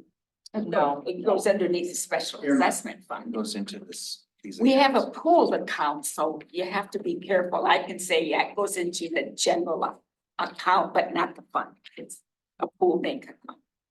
But it's credited to the SADs. So, okay, so how was this funded in the first place? Through the assessments of these people. Well, right, but we had to pay for construction and everything, so So, yeah, how did so we for- pay that up front? Good question, and that's why, like, when you looked at our 12/31 balance sheets, why you see that negative balance, it's not a true negative balance in our funds, it's because currently with these little neighborhood SAD funds, we do the improvements before we receive all the assessments, so it's the general fund. It's the general fund that's fronting the money. And is slowly paid back. Okay. Some SADs have been done in the past with bonds. But that's in most cases, Scio Township has had enough money in its general fund balance to front the money to itself without having to go out and bond for it. Okay, so that makes sense, because if we had set this up according to PA 188, then we would have had the township, other than a bond, would have had the township revolving. Exactly. Improvement revolving fund, which we could fund up to 3 mils from the general fund. Mhm. So then as it's paid back, we could pay for the construction or whatever, all the costs, then it would be paid back into that and anything. And my hope going forward is once we, clear up the revolving fund and we have it start properly revolving, we won't have so many of these little funds. Agreed. Okay. It's the way we should do it. Okay. Oh, yeah, okay. That was so. Fund 813, I think we're finished. 814. Now here, there's Baker Heights in, wait a minute, Yeah, this is Baker Heights and Sandy Creek. but we have Baker Heights under 813. That's in the wrong place. That's, I think, that's You're on page 91, Baker Heights? a 91. Yeah, so, It does appear there, but I think that's an error. I think Ally may have already corrected that. okay. I don't have that. Ally, do you want to speak to that? Yeah, I noticed last year, I think Baker Heights got posted to the wrong fund, so I cleaned it up this year Oh, and okay. budgeted for it in the correct fund. Thank you. No problem.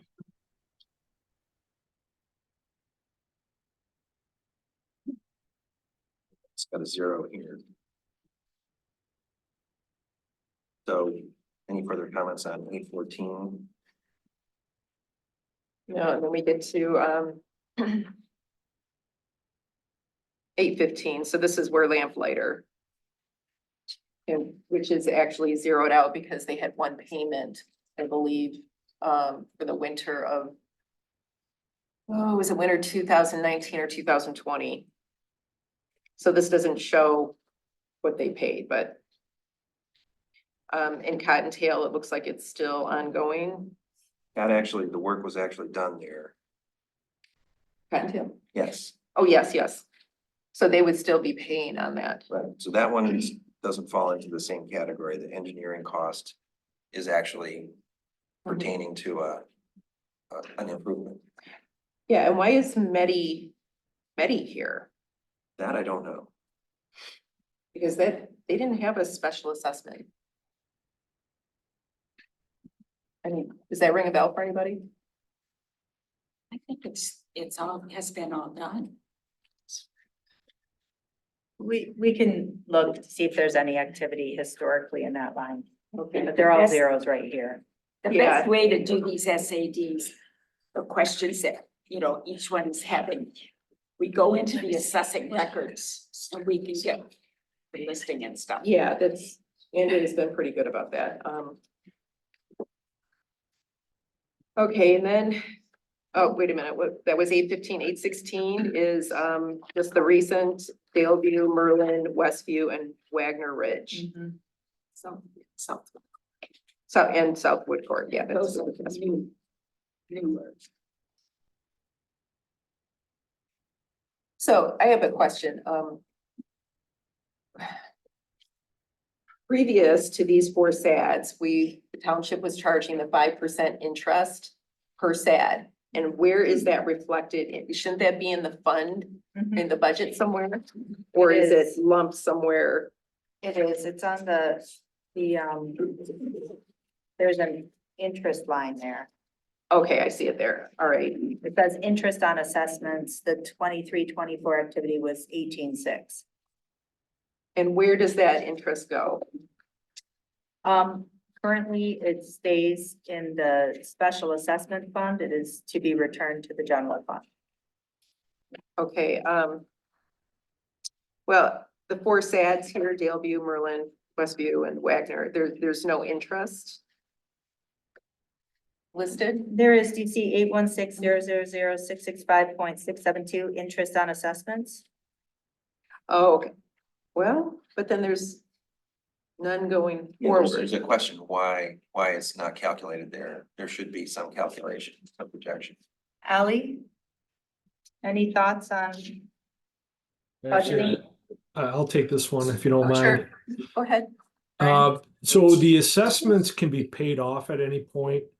We know some folks aren't going to, or even the majority aren't going to, but it doesn't really matter what the budget is. Whoever pays interest, it's going to sit in this fund and eventually repay the general fund.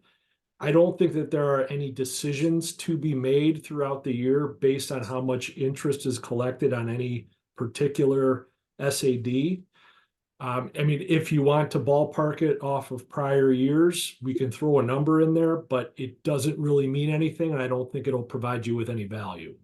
So how are we keeping track of the interest? We're Or- keeping track of the actual. He's just suggesting we actual. not budget for it. Oh, I see. Yeah. Okay. Brian? Yes, Brian, my understanding is none of these funds, SADs, interest sitting there, whatever, can be moved, taken care of until the SAD is done. Am I correct? It stays there until it's done and then we do what we have to do.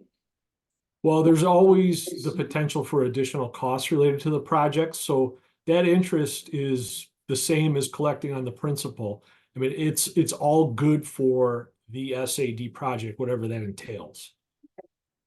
That answers me. Okay, are there further questions or comments about SADs? Shall we move on to the capital improvement? Plan, Yes. And basically what is provided is a proposed capital improvement plan over 6-year timeframe. And it's broken out by departments. So the first area is related to water and sewer. And Brandon and I am gonna come up to the table here. So, yeah, basically, the water department, the sewer department are covered in the first section of the plan. And I think at our last meeting, Brandon, you were kind enough to kind of answer our questions for year one, FY 24-25. Yes. Is this the opportunity to talk about kind of years 2 through 6? Sure, if there's any questions, he can answer those questions, and perhaps either Ally or I can answer. Okay, I guess, oh, sorry. I did want to start with clarification on year one on 2 items. Sure. The lead and copper identification assistance, I spoke earlier that I didn't think that I thought we should lower that number. After looking into it, after the meeting, in order to get a factor, in here to identify, my guess is around 100 service lines that need to be identified from 85 to 88. The average price that I was seeing when I was actually inspecting this type of work was somewhere around $800 to $1,250 per line, depending on what needed to be done, assuming that there could be around 100 lines that we got identified. This number should be pretty close for that amount. And then the township hall generator, I misspoke as well. It was roughly $70,000 for the generator. That was Sourcewell pricing, which is nationally bid. And then it is roughly $50,000 for her on electric to put that in. So the 120 would be correct. Okay, 120, solid. Thanks, Brendan. So kind of broadly with the capital improvement plan, the way I think about the 24-25 column, that rolls up to the capital outlay account line and utilities or other funds as we go. And then for 25 through 29-30, what this gives us the chance to do is take those numbers and, you know, roll them up and actually assign some of our fund balance so we can really start doing some multi-year planning.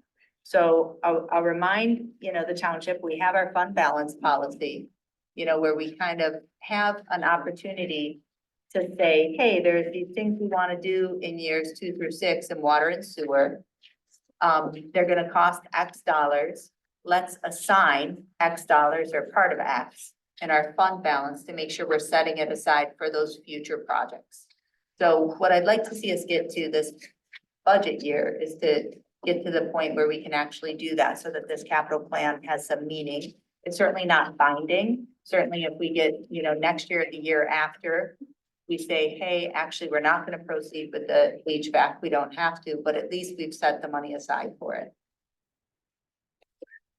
And I think with that, when I look at these numbers, Brandon, I do wanna ask you to, you know, all the numbers in water and sewer are big. It's big infrastructure. I know it costs a lot of money, but there's one that really jumped out to me, $10.2 million. $10.2 million for a Jackson Road pump station upgrade wet well expansion. What is a wet well expansion? This is newly proposed, and why are you proposing it?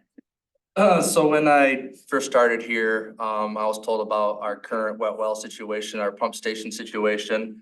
With the increased population that's being brought to our sewer district, our current pump station is slowly losing its capacity to effectively take the sewer from Scio Township and deliver it to Ann Arbor.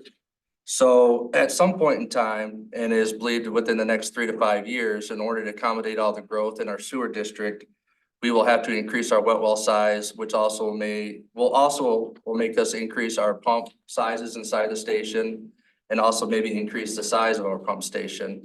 And so this is our best budgeted estimate for that work to occur within this capital improvement plan. We have someone from OHM, Sally. Yes, Sally is here. Yep. Sally, did you have any comment? So Brandon's exactly right. Like you're looking at exceeding the capacity of that pump station with the growth that you have before you even hit contract capacity with Ann Arbor. This was our pie in the sky. This is what it could cost. There's another item in your CIP, the metering study and pump station evaluation. That's an engineering study that will help us nail down exactly what needs to be done. And so we can revise those estimates once that study's been done. Because we'll have more details at that point to know how close we are, what might need to be done, what the expansions are going to be, so on and so forth. So by pie in the sky, you mean sort of conservative estimate of the highest cost? Gotcha. Conservative estimate, yes. I mean, depending on what needs to be done, it could be higher, it could be lower. But this is a conservative estimate of what may need to be done. And for, I know water and sewers in a few different places. We've got the first section with water, then water sewer mix, then sewer. With all of those, Ally, if we wanted to say yes to everything in years 2 through 6, would we be able to, or could you look at how much fund balance we'd be able to commit to those? I mean, it's not something you can answer right now, but. Yeah, not off the top of my head, but it's something we could look at. Okay, And some of this work, I just want to clarify, specifically, most of the, some of the sewer, things that are on this. We would be applying for a Eagle loan, for a 20 or 30-year term at a low interest rate to take care of, you know, the budgeting issues that may occur with, tackling all this work. And that would be something that we are gonna be applying for next year. And so just getting our ducks in a row in case it comes out that we actually do need to do this expansion. We would have applied in the correct amount of time to start the process. So all this wouldn't be coming directly out of the fund balance. I just want to give you that update. so that 10 million. So the 10 million Financed. would hopefully be financed either through Eagle or through a bond. And there was some other work as well, like the redundant force main. If the township chose to be proactive and do that, we would couple that in the bond as well, or the Eagle loan. So some of these things, we're not planning to be directly taken out of the fund in order to pay for them. It would be great to have a little more detail there on the capital, just like even at ballpark of like, we expect to pay for 20% of this or whatever it is. Okay. Further questions regarding utilities, capital improvements?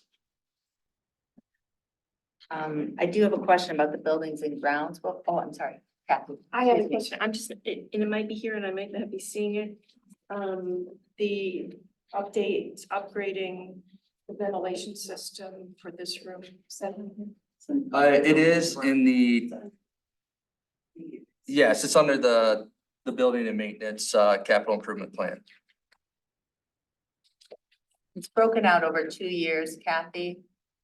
It's like 450 It's the or something like that. Yeah, and that is, it's a big project, and I do think that it's a $750,000 project. Put it out there, spread over 2 years. It would, you know, be for the entire township hall. I do think that's. Well, I just want to Yeah. specify, it would just be for the old portion of the building, so we wouldn't be doing nothing to the utility side of the building. That is only a few years old. And again, this is our best estimate for reaching our sustainability goals that the township set.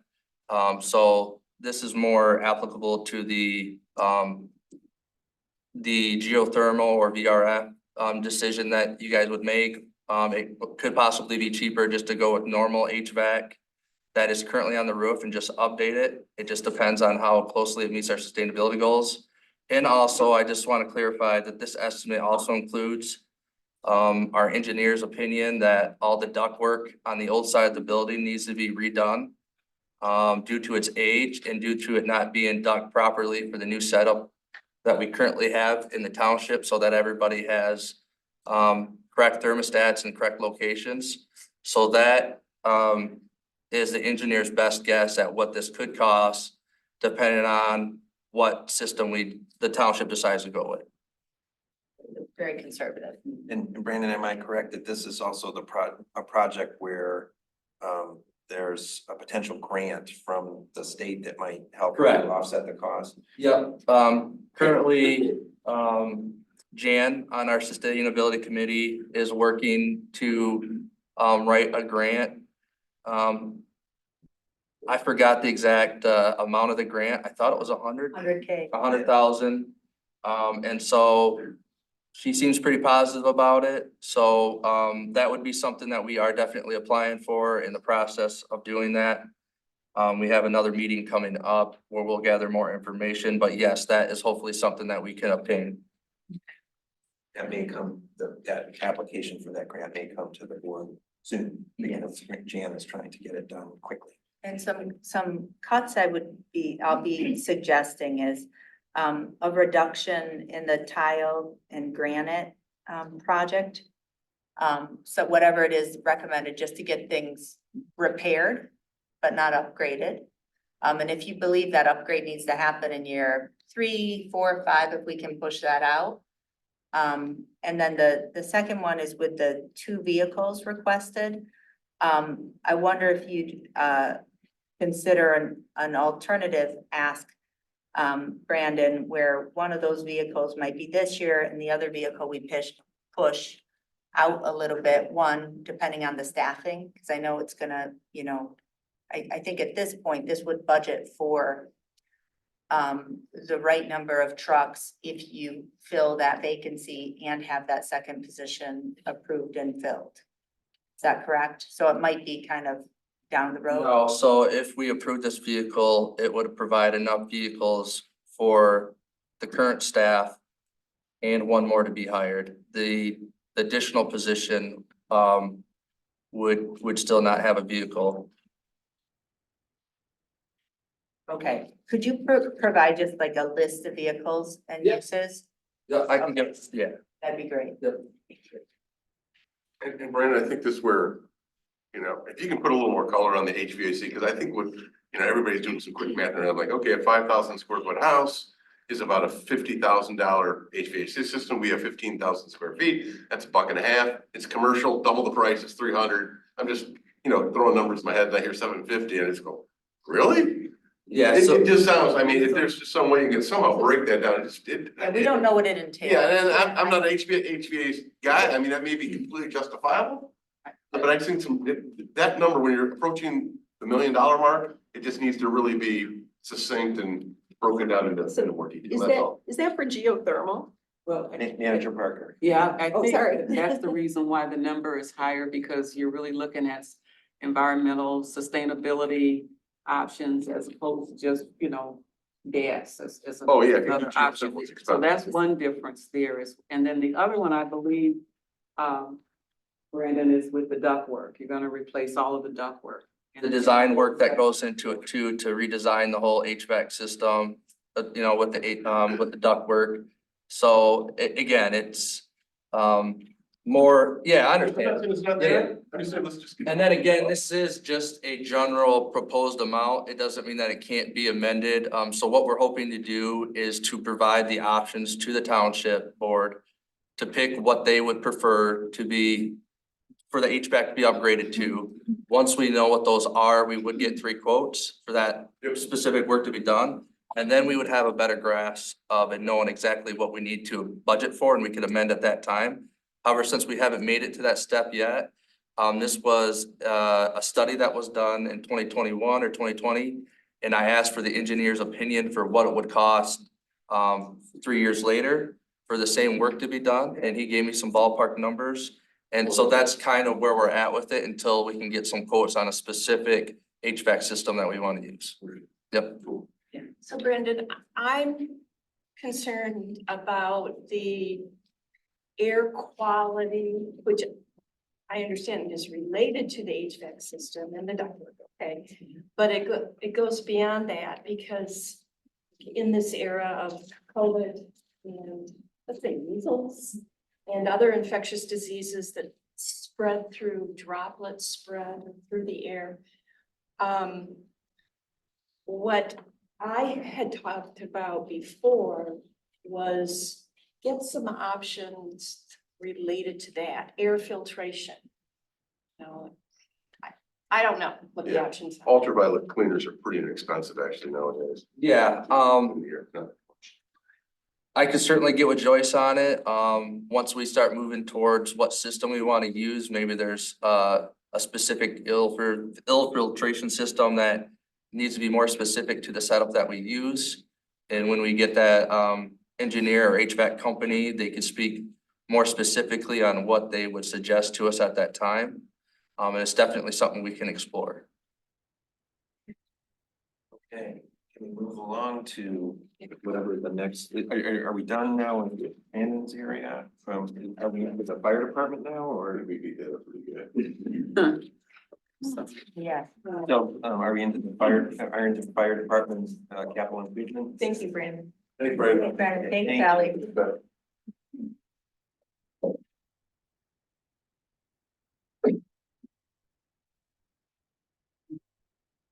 Great. Chief? Thank you, Manager Parker, Board of Trustees. So are there any specific questions regarding any of the capital improvement items that are listed in the fire department area? Yeah, same thing I mentioned last time. I'd like to see, I see only costs proposed for 24, 25, and 25, 26. I'd like to see the next 4 years. I'd like to see the second fire station. Anything that's required in terms of a plan. Again, a plan is just a plan. But we need to get those numbers out there, and it's uncomfortable to see 26 through 30 blank when I know that we've had plans. I also, the water tanker, I don't think should be on there. That was something that was already completed, which leaves 4 items, 2 of which were discussed in great detail in public comment, so I want to ask you about it. Can you talk a little bit, I thought our resident raised some good questions about the $60,000 off-road vehicle that is requested for this year. That looks like the one capital ask for this year is the 60,000 off-road vehicle. I understand its purpose. Can you talk about how you transport it and also the option of leasing it? Sure. So to touch on your first point, the water tanker, yes, that should be removed. We addressed that this year. This document was drafted prior to board action on that item. So that issue's been addressed. An off-road vehicle, so to adequately serve the parks, pathways, and areas we have in this township, which we can't access by conventional vehicle, we're looking at a Polaris Ranger style vehicle. It's basically a gas-powered robust golf cart.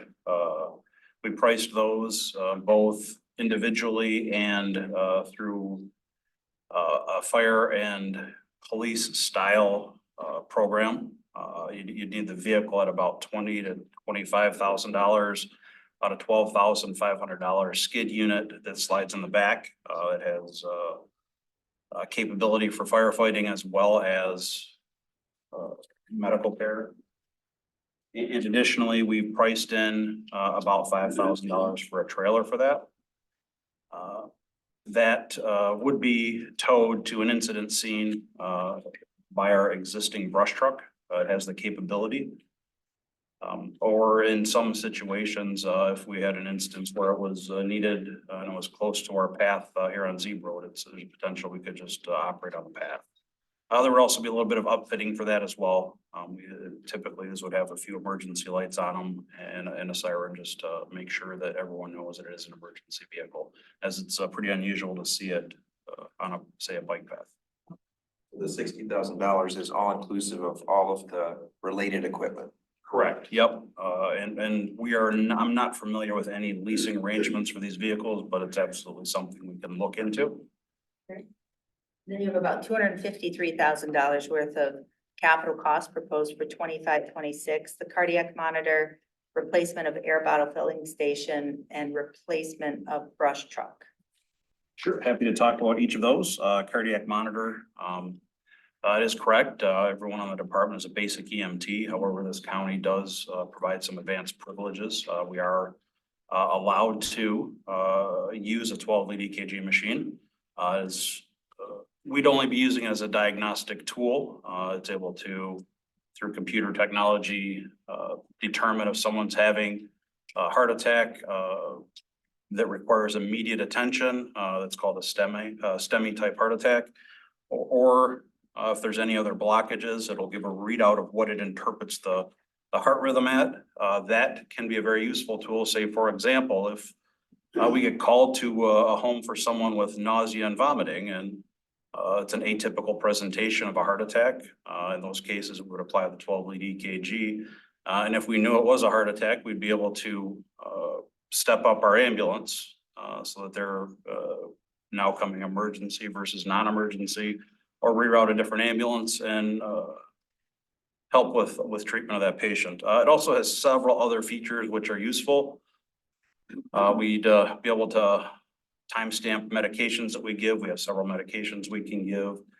It serves as a defibrillator, an AED, which was to be unlocked on a cardiac arrest patient. We would use it as an AED when our ALS provider got on scene. We'll unlock it and allow them to use it as a manual defibrillator without changing pads or paddles. And it has a number of other advanced features we use, end-tidal CO2 capnography, oxygen saturation readings, and all of those would then be uploadable directly into our report rather than manually recording them and then putting them in the report manually. Much more accurate representation of a patient's condition on scene. We need that. So. I'll get some more questions about that. If you don't mind. No, please. So, as I recall, basic cardiac life support is usually what is provided by an EMT. And a paramedic would provide more advanced cardiac life support. Correct. That used to be the very clear defining line. That line is now blurring. As an example, today, I came from a paramedic transporting department. I maintain my paramedic license. And we had a lot of different things we could do. We could insert an endotracheal tube, which is a tube that goes into the lungs to breathe. For the benefit of everybody else. Take and interpret 12 EKGs, defibrillate, all paramedic skills. Right now in our county, some significant changes have come since I've been here and are continue to come. We can now, as basic EMTs, insert an advanced airway, which we do on most all our cardiac arrest patients. We have a number of medications we can give. We're now getting CPAP machines to be delivering better breathing control in the field. And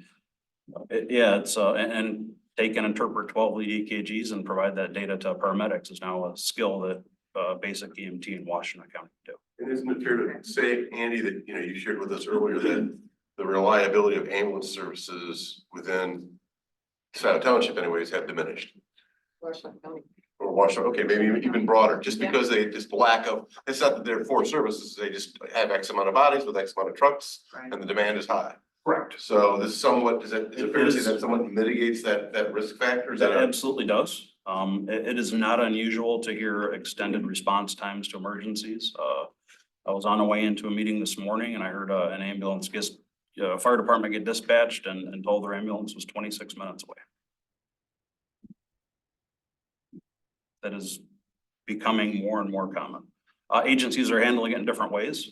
We've got 2 agencies within this county who have licensed ambulances for basic transport, 2 fire agencies. Another one is preparing to do so when they have the equipment. good? Just, you know, I want to make sure we got all your questions. So it's been many years, but since I worked as a registered nurse in the emergency department. And maybe that's why this blurring of the distinctions between paramedics and EMTs isn't something that I'm totally familiar with anymore. I also want to comment that when you get a computer read 12 lead EKG, it's not always conclusive or definitive. Correct. I mean, That's absolutely correct. We would not be training our folks to interpret them, although a couple paramedics, we could read what the computer said and compare it to what we see on the screen or on the sheet to help confirm that or dispute it. But at the end of the day, it'd be the paramedic who's responding to our calls responsibility to interpret that. This is a tool we can use to let them know we think there's a higher acuity patient and they should expedite. And I apologize, Clerk Flintoff, 2 other things that you'd mentioned here, these last 2 items. Air bubble filling station. So we currently have, whenever we go into an atmosphere that's contaminated, whether that be smoke or carbon monoxide or a gas leak or any of those things, we wear a breathing air tank on our back, which has a mask, and that's how we are able to go in and mitigate the situation. Our current unit we have is a 2002 model trailer, which has an air compressor on it, a number of filters to purify the breathing air, and then 4 air bottle tanks to store the breathing air. It's still operational. Problem is it's obsolete. Repair parts are no longer available for it. If it were to have a catastrophic failure, we would not be able to fill bottles here in Scio. We'd have to, whenever we used air bottles, take them to a neighbor and fill them using their system. These typically have a 15 to 20-year life expectancy, and we're there with this unit. Our brush truck, it's a 2009 model year. It's a Ford F-450 pickup with a unit in the back with a water tank and pump and some hoses. And it's reached near the end of its life expectancy too. NFPA standards indicate we should have a vehicle in frontline service no more than 15 years. This one doesn't get a ton of use. However, so I'm kind of pushing the date a little bit here on that one. It's probably my most important thing to replace, I'm sorry. But it is getting up there where we're starting to see more mechanical failures with it. So it's beginning to get unreliable. It's not unreliable yet. We have that on the list for, not for this coming year, but for. Next year. We do have them in next year, and I believe, speaking with the manager, we're gonna prioritize one of these for the next fiscal year and move some of the others out. And actually, with the funding that has been allocated to the fire department, we requested those funds from developers. And so we're hopeful that we'll have about $500,000 come in for that purpose. So that we'd be able to move some of these from 25, 26 forward? Yeah. Or the other ones that aren't yet appearing. The PUDs, future PUDs you mean, or? No. Well, PUDs that already have been approved. Right. Where there are pending community benefits. Commitments. Yeah, so I'm glad you brought that up because we just asked for voters to approve.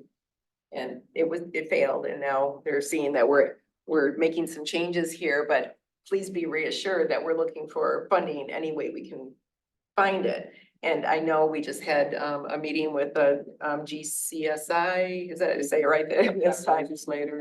Our legislators and for possibly grants and funding through the state, so. Of course, yeah, we always look for every avenue to find other funding for our needs. Sometimes we're successful, sometimes we're not. I do have a couple comments as the public hearing opens related to funding of expenses such as that, saving money for future purchases. So we move on with capital improvement. Yeah, thanks, Chief. Okay, yes, I think the next area is related to parks. It's on. We lack, unfortunately. We lack the staff We person. lack However, a director to speak to this at this point. And Sally may be able to help from OHM. That's great. May be able to help. And also Ally, if you could jump And on Ally, too, please.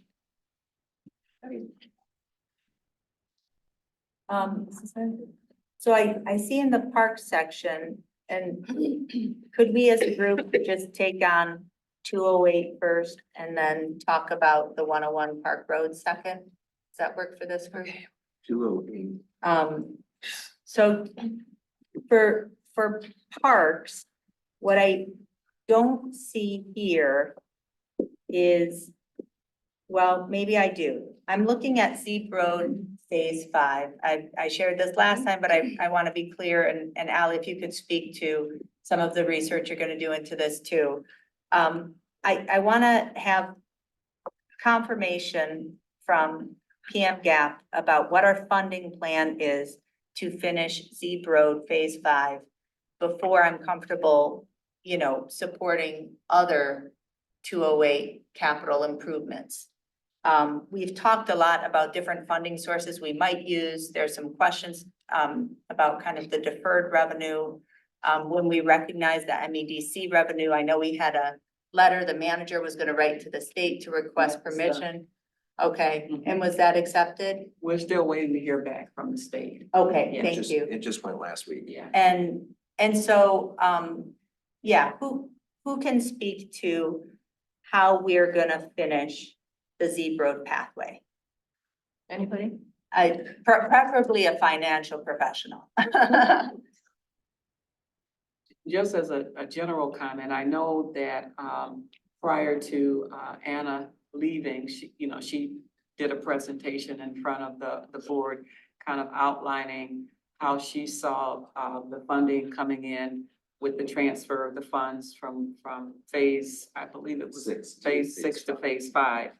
And then the additional grant that was there, and then the other part of that was related to future funding through the millage. What Ally and I discussed is really to sit down and take a look at all of the pieces. Yes. To see if it is pretty accurate, and if it is, provide that information to the board. So that Yeah. is our plan to do that. That's great, because I think, I mean, for me at least, that's the number one thing in this capital plan. All the other kind of, capital improvements, I know some are small, but we've, made it this far. We know that it's gonna be more expensive than we anticipated. And just wanna make sure that we'll have the funding to complete it. Because I don't yet have confidence in the information we've been presented today. Mhm. And then, in Parkland, I believe Matt sent an email to everyone suggesting that we move that out, I believe maybe 2 more years out, in order to give enough time to kind of evaluate the funding sources related to the project. To approve the project. Exactly, yeah. Yeah. So, We so I approve. thought he also suggested that a meeting could be scheduled with the board for that discussion, but there was also a suggestion that the discussion also take place with the road committee No. at our last meeting. Yes, but I've talked to Matt about that. This is not, again, this has not come in front of the road advisory committee. This was a project that has just been floating around and we're not gonna touch it. The board approved for that engineering study to be paid for out of the MEDC grant. And I said during that meeting, if I approve, or if I vote for this, is this going to lock us into this project? Because we have not had a discussion about it. That's true. So that is true. That engineering study needs to come in front of the board for us to, that's the very first in. I think that's what the township manager was saying Yeah. would happen. Yeah, I guess I was thinking we should have that discussion in front of the board. Now, I don't know if all of this can occur before the approval of the capital improvement plan. However, I'm thinking that either you can remove it if you're thinking you need more time, and then after the presentation, if you're comfortable with including it, it can be included. And that's where I was feeling, Joyce, was I'm more comfortable having this Park Road project, those last 2 lines just removed for now, until we have time to hear back from the engineering study and actually determine, if it's feasible and if it's a priority for the township, because it is something we've not determined is a priority. It would be a general fund 101 expense, and certainly I would want to know that it's a priority project that would benefit the entire township, and we've not done that analysis. So let's schedule the presentation from OHM. And then at that time, the board can determine what it wants to do in terms of adding it or not to the capital improvement. And could we, this capital improvement plan, could we revisit this every 6 months? Well, actually, it will always be part of your review with the budget, but if you want to review it in 6 months to see where things are at, you can do that as well. We could always add things to it. Right, That's and why that's I'm what I'm comfortable thinking is- omitting this, because it's not ready. Yeah, and there's also, there's other sidewalk, this is a note. Where again, do sidewalks fall? And if we have gaps and we need to have a discussion about that, I think during a capital improvement plan meeting, that would be the perfect time to discuss that. You can do that. Or I'm gonna keep nagging you until we do. So let's just schedule it 6 months from now. So I'm gonna be in support of paving and pathing Park Road as the eastern part, because that's where the density is. We've got Trailwinds and Arbors Point in the French Country Estates, we've got Kirkland's, we've got those restaurants now that are on Zebe Road, Panera, and there's Slim Chickens coming in, and people are gonna walk down that dirt road. And I think that there should be pathways. I mean, a few years back, the residents of Scio Township voted, I think 2-1, in favor of a millage for non-motorized pathways. So I'm not. That's not the proposed funding source. But I guess, do we take it off? And I appreciate that. And, you know, maybe there's regional asks, or there asks from Watts or Semcog or from Rep. Braybeck or GCSI, but do we remove it entirely, or do we shift it to the right in the timeline? No, we need to talk about it as a board. I think we would. I agree. John, I don't think it's ready to even be on a plan because of the dollar figure, because there's no funding source besides the general fund identified. I would happily Well, that's add it entirely- back in, but inadequate. I mean, we're talking about a fraction of the cost that's potentially covered by a grant that we may need to move to cover the phase 5 pathway. I mean, there's so many variables, John, and I think that. No, we can update this every 6 months. I know, I appreciate Well, that, we can because update it sooner. We are in charge of our capital. I have a, Just don't want to be once a year though. That's. because I'm not saying it's not important. I'm just saying it's not big. Why, instead of trying to settle this right now, I think. because at some point, it's gonna come down to safety on Park Road when they go from the path that the developer puts in to walking in the dirt road on their way down the street. So I also have another non-motorized pathway that I think should be in our capital improvement plan, and that's the paving from Upland Drive to Oak Valley, Scio Church, Yeah, there's- because and I appreciate that I live there. And if people want to accuse me of doing it for myself, that's fine, but there are 9 subdivisions there, apartment complex, multifamily, there's condos, there's the Uplands, there's Ravines, there's Hometown Village, Walnut Glen, Walnut View, the Sage, there's a bunch of them, there's Kensington, which is kind of on an island, so to speak, on Scio Church Road. There are people who walk down that road. So I'm just saying, can we get that? How do we What get about something in there? Dexter Ann Arbor Road in Wagner. I'm saying, how do we get something in the hopper? That's My where we question is, figure out how at would a you capital. propose we fund it? That's my question to you. Your project, I'm noting it, how would you propose that we fund sidewalks from Upland to Oak Valley? Because right now, Park Road is being proposed with general fund money. Are you suggesting general fund money? Are you suggesting Parks and Paths money? Jessica, I think you're imposing a kind of a condition on the long-term. Well, this is not a planning. brainstorm. Wait, just a second, let me speak, please. You're imposing a condition on long-term capital improvement projects that I don't think really helps us in terms of making the kind of long-term, long-range Yeah. planning. A You condition want, that they're you, realistic. please, you want to have all of the funding identified and wrapped up in a bow up front. We can put something on here that we identify as a capital improvement project that we haven't completely figured out how we're gonna fund, especially if we're putting it out several years. In a way, we're saying this is something that we think could be a good project and that we want to work towards assembling the funding for it. Doesn't mean that we're committed to doing it simply by putting it on. But we have this discussion as a board. Sure. Okay. Trustee Brazo. Okay, I hear everybody. I'm gonna kind of disagree there. I mean, because, you know, we can put fantasy all we want into a Right. document. And that's all it is gonna be, is fantasy. Yeah. I have to kind of disagree with this, since we have some semblance, or we're gonna have some funding somewhere. I'm not saying it's gotta be detailed. I'm saying there's a hybrid here, Will. There's gonna be some, we don't have to have every duck in a row, but at least some, hey, we think we can get money from X, money from Y.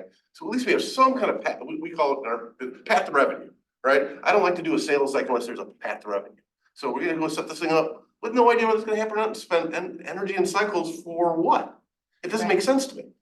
So Agreed. That's why we need to sit down and figure out our priorities with details. Yeah, I think Every- I'm not saying we don't do it, but let's just go get some money then. Yeah. And update this thing every 6 months or whatever, right? Yeah, but, Let's go update it. but I mean, when we have things like Park Road or Upland Drive, now again, maybe very worthy projects, but we're talking about the general fund, we're talking about people's tax So dollars here. I mean, I agree with you. I agree with you. That funding could be a part of Pat millage, a part of general fund. It could be a Watts. Watts has grants. There are also regional grants, there are SEMCOG grants. I'm not talking about funding it out of general fund or sucking dry the parks millage. I'm talking about a regional approach going through the state rep.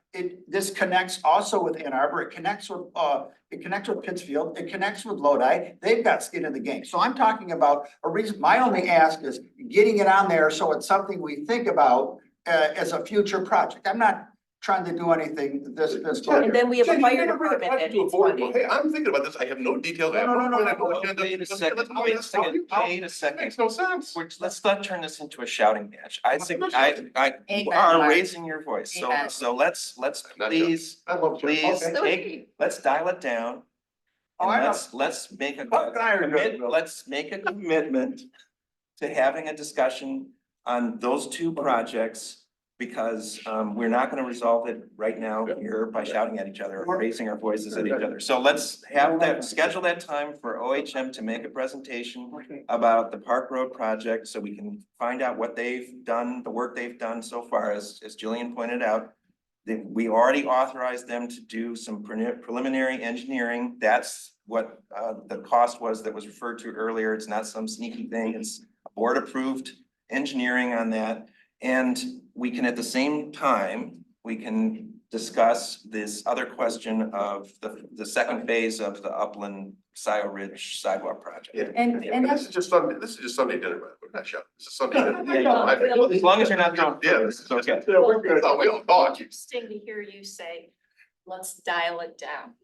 Okay, well, good. I'm glad that you found it interesting, and I hope it was effective. No, it, Let's move on. wait, All right, I wanna say, I wanna be clear though, I am not gonna be supporting. Until we can have these conversations, let's have them after the capital plan, unless somebody has a realistic funding source, like potential funding source attached. I won't be supporting these in the capital plan, because what happens is, when we just throw these ideas out, they become the priorities, okay? When they're, Can you wait and see? Yes, let's wait. I think you Well, made your He's a position support, clear. He's not. Let's just get it out on the table. but So, Kathy, I'm just. That brings us we to have- the end of the capital improvement No. plan. Is there anything further I that you just- would like to I- introduce in terms of the budget before we move on for all of the people who are Can I- waiting for the public I hearings? just wanna flag one other thing that's missing from the capital improvement plan, the open space fund. And so I just have asked that that be included as well. You have a, I probably will need to. Open space, yeah. For more information on that. Okay, Okay. Is there anything further, Manager Parker, before we move on? To the public hearings. Just one comment, so Ally and I have pulled together all of the comments that you've made related to the budget. So what we're gonna do is summarize the comments and send those out. Make sure that, we've captured everything. And then, probably for the meeting on the 19th, we'll put together the, resolution proposed for the budget. And then from there, if everyone is, in agreement, we will request adoption of the resolution. When will the board have what you're gonna prepare? I'm hopeful that we do not have it by Friday, but Monday next week, so you'll have time to review it. do we And need a, contact me and let me With know. measurable objectives and goals, right? Yes. are we gonna need a work session? Joyce, what I think would be helpful is, to a revised capital plan. Yes, Okay, based on the changes that we talked about. perfect. And I appreciate the revisions in the budget, can just be certain line item adjustments or department level adjustments, but also includes the updates to the authorized position sheet, which has had some changes too, because we adopt that as part of the resolution. I think Okay. that would be helpful. All right, are we ready to move on to public hearings? Okay, we have, We're gonna take a break. do we need to take a No. group break, or No, can let's people keep just moving. take care of their own breaks? No. Okay. Go. I'm gonna All take right. a break here. As long as we still have a quorum, I think we're okay. All right, our first public hearing this evening is on the proposed expenses for fire services. And I realize this was a little confusing because it follows on the heels of a ballot proposal last November, but this is our annual public hearing. It's a necessary step under state statute for the board to take action to set the assessment, the annual assessment for the fire safety millage under Act 33. This is a means of providing revenue for funding fire costs, and this has been in place since voters approved it in 2019. There's no changes. No changes at all. At that time, the ceiling was set at 1.35 mils, and that's the maximum that the township can do. So this was in place before last November. It's not something new since last November. This is an opportunity for us to hear from the fire department what the basis is for this setting this assessment, and then there's an opportunity for members of the public to comment. And again, just to reiterate, this has nothing to do, I'm gonna repeat this 5 times, nothing to do with a second firehouse, additional other resources than what Andy has depicted, nothing to do with that whatsoever. Okay. Chief Hood. Andy. Do we need to open a public hearing? Well, you can speak first, and then when we are inviting people, members of the public to speak, then we will open the public hearing officially. Gotcha. And do you want me to remain up here as well for that public hearing, or what's your preference? Happy to. Yeah, that's fine. Maybe if you just wanted to move to the side and then let the people who are speaking, the members of the public come. Great. Manager Parker, Board of Trustees, again, thank you for the opportunity to be in front of you. As we work through the budget process, we prepared a budget with the anticipation of requesting the full 1.35 mils from the township board. I'll talk about a little bit of the highlights of what this will provide for us. As you board know, we made an accounting change last year, which caused an increase in the township's fire fund balance. That allowed us to move forward the purchase of our water tanker from 2 years out to this year. And additionally, that's providing extra funds that we can use to help offset some of the costs of the personnel we're asking for. So this year, we're asking for 3 additional firefighters. They would be 1 per shift. That would provide us 4 emergency response staff on duty daily.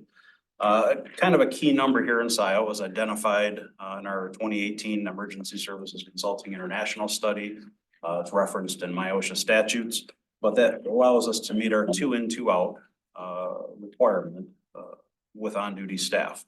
And to recap, a 2 in, 2 out requirement before we enter an area that's immediately dangerous to life and health, fire scene, carbon monoxide incident, gas leak, any of those types of incidents where respiratory can be affected or other hazards are recognized. We have to have 2 firefighters ready to enter the area and 2 firefighters outside to be able to rescue them if they become incapacitated. This also provides additional response capabilities for us. As you know, on a day-to-day basis, we respond 3 firefighters on our fire engine. That is the norm everywhere. However, this would give us the ability to staff our rescue with 2 and our fire engine with 2. We could handle lower acuity calls with the rescue first and then the fire engine second. That would keep miles off our engine, keep wear and tear off our engine. And additionally, when we do have a higher acuity call come in, we'd have another responder be able to respond with both vehicles. In addition, we're improving our response capability with the addition of some capital expenditures. I talked about most of those, but we have a number of areas. Probably our most urgent need is an off-road vehicle to access our areas within the community that we can't get to with our brush truck. A lot of areas where we've had to call our neighbors for their vehicles, Saginaw Forest being one, the park along the train tracks near Zeeb being another. We've had both fires and medical emergencies back there, which we've had delayed responses because we didn't have this vehicle available. Those are the things that we are funding with this 1.35 mil budget, and understand that with the change in fund balance, we're actually drawing down fund balance to pay this. We're actually spending more than we take in, although it's minor. But understand that that's happening with this budget. What we're not funding, we're not dedicating any funds to our capital improvement fund. Every year, every capital piece of equipment we have gets a year older and a year closer to replacement. About 4 years ago, we worked on a schedule to itemize those objects, those vehicles, those tools, and determine how much we need to save each year to replace those. And this year, our cumulative number we should have in that reserve fund is about $600,000. If we don't have $600,000 in there this year, that's fine, but understand next year, that number goes up by another $200,000. So next year, we need $800,000. The year after, we need $1 million. About that time, we expect our water tanker to be delivered, and we need to start funding for its replacement. So that number is a cumulative number that goes on until we purchase these items. Our Hertz tools last for 15 years. We've had it for 4 years. 11 years from now, I'll be talking to you about replacing them, and I'd like to have saved the money to do that before we get to the point where they're not working. And additionally, we have, this budget provides no room for expansion outside of our Zebra Road Fire Station. Obviously, it's a subject of great debate, and I won't belabor it, but my intent is to leave this township in 12 years or so is my goal for retirement, but my goal is to leave you in the position where when the time comes for a second, third, fourth, fifth, seventh, ninth fire station, whatever it might be, that there's a plan in place where there's property acquired and we have a vision on how to get there. I came here, there was a 2015 needs assessment that said we need a second fire station, a 2018 needs assessment that said we need a second fire station. We put together a committee that said the same thing, and I agree. Bottom line is we need to look, I'm looking for the next 30 years, and this budget and Manager Parker, I commend you. We've made a lot of progress this year. It's a great job, and I hope the Township Board adopts it, but I want to look to the next 30 years too. That being said, I'd be happy to answer any comments or questions the board has about the budget. Well, I think we were going to move to the public hearing at this point, and then there might be an opportunity for board members to ask questions. If I also want to remind people that we have a special meeting scheduled prior to our regular meeting on the 19th, and that's specifically for a discussion of sort of the plan for the fire department and its needs. So I apologize if I misspoke. The public hearing comments, if anyone had comments about this year's expenses. One quick one. for Sure. the flag. It would be good to see in the budget revision, Joyce or Ally Chief, some breakdown of that fund balance. Like how much we could propose to assign for next year's. You had 250,000 capital. You identified goal for 600,000. When I look at that fund balance, it looks like we're beyond our 9-month minimum. It looks like there's extra funding there. Is that accurate? I want to see that fund balance kind of broken down so we can propose how much we're restricting and how much is available, because it looks like we're holding back fund balance. And I think maybe that number isn't quite, I don't know that number is quite up to date. Okay, we'll look at it. Thank you. If I can offer one piece of commentary on that. I would ask that reserves for capital be moved out of the fire fund and into its own special fund. I'd hate for the board to be in a position where we've worked many years to build our fund balance to pay for these purchases and have another board come in and say, hey, we've got too much fund balance, let's spend this down, and then we get to a point where we need to replace it. There's the fire capital fund that could be used. I had a quick question. sure. We heard public comment about Scio can just accept assistance neighboring fire departments too. And I recall you stating in the past that historically Scio takes more assistance than they give. Could you talk about that a little bit? Sure. The county does have a pretty robust mutual aid agreement, and we can call on resources from throughout the county. But understand that takes time. Number one. And number two, that's absolutely accurate. My analysis is that while on an incident by incident basis, we're pretty close. We give mutual aid about as many times as we receive mutual aid. The resource exchange is not even. For example, when we assist Ann Arbor City on a building fire, we send them one engine. When we request mutual aid on a building fire, we get 4 different agencies with 4 different pieces of apparatus. So on an even exchange basis, we're a receiver. We're being subsidized by our neighbors for emergency response. And it's not just building fires, vehicle extrications, we can't handle many other things ourselves. But bottom line is, yes, we are a net receiver of mutual aid. Okay, I'm gonna proceed to call the public hearing to order. So this public hearing is for the purpose of considering the proposed expenses for fire protection to be spent from the special assessment collection and to set the millage rate not to exceed 1.35 mils for the special assessment district based on the expenses. The December 1, 2024 assessments shall be recognized as revenue for the fiscal year ending 2025. An owner or party in interest or his or her agent may appear in person at the hearing to comment or may file his or her comments by letter, and his or her personal appearance shall not be required. Written comments shall be filed with the township clerk before the hearing, so they should be filed by now. This notice complies with, we don't have to talk about what the notice does. So we're calling the public hearing to order at 9:48. And if you would like to come forward, and you have up to 5 minutes to speak during the hearing. Good evening. My name is Jim Cameron. I want to start by thanking Jessica for taking the time to talk to me this afternoon and give me some information which cleared up things.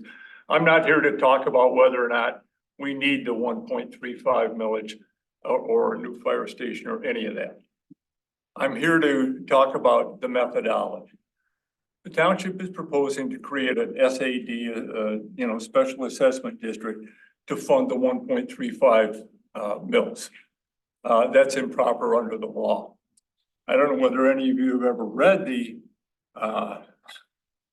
special assessment district statutes. If you have trouble sleeping, I highly recommend it. So here, what the township is proposing is in actuality an ad valorem property tax that should be put to the voters to approve. And here's why. Here's a quote from Cadsman versus City of Granville, which is found at 442 Michigan 495, 1993. Quote, special assessments may only be levied against properties receiving a benefit greater than that conveyed upon the public at large. The definition of the special assessment district that you people are, or that the board is proposing, is the entire township, absent any non-taxable entities. So there's no specific identification of specially helped properties. I would also refer to the board to Nixon Road Group versus City of Novi, which is located in 422 Michigan 858. That's a 1986 case. The township must make a formal finding of necessity and benefit in order relating to a specific property. The township must make a special finding of the financial benefit to the specific property being benefited by the proposed improvement. Necessity. The township apparently has not made a specific determination of necessity here. And as to necessity, since this was in part of the November proposed tax increase, I would suggest that the township doesn't feel, the voters of the township, by a resounding factor, do not believe that there is any necessity. As to benefit, In order to show a benefit, the Michigan Supreme Court has held, and I quote, in order for an improvement to be considered to have conferred a special benefit, it must cause an increase in the market value of that land. That's a Hearn versus Bloomfield Township at page 493. So I suspect that the board has not, based on what I've heard, has not made specific findings with regard to necessity or benefit. This is another quote, and this explains my entire position on this. Quote, when a property lies within a jurisdiction empowered to levy special assessments for public improvements, and an improvement is made for the public good, the cost of which cannot be levied against a specially benefiting property, the property is deemed to receive an indirect benefit and may not be specifically assessed, meaning you cannot do this through a special assessment district. My position, and I think the position of the law in the state of Michigan, that in order to do this 1.35 millage, whatever you want to call it, tax increase or renewal, you must put it to the voters because it really is an ad valorem property tax. So I'd like you to consider that. You might want to talk to your legal counsel about this. I don't want us to go down, some crazy road here. I wish I'd have known about this back in 2018, whenever it first started. I never knew that this is how it was funded. I don't know whether there were public hearings on this. But anyway, for what it's worth, that's my position. Please take it under advisement. And listen, thank you all. In the interest of full disclosure, I used to be a member of the board. I'm an attorney here in town. I'm a magistrate for Washtenaw County. I'm here solely as a private individual, just talking to the board. And anyway, thank you for your service. And that's my 3 minutes. See you. 5 minutes. Thank you, Jim. And if Mr. Fink, Jessica, if Yes. Fink wants those quotations, tell him to call me. He knows me. Okay, thank you. Who else would like to speak during the public hearing? I gotta understand this, is the 5% we're getting, then we're really paying 6.35% in taxes? How does that work? It's 1.35 So it pays 5% on my condo. The assessed, Right. we don't have our assessor here. So in essence, I'm really paying 6.35% in taxes because of the 1.35 added on to the 5%. I don't understand. It's nothing new. We're not adding anything new.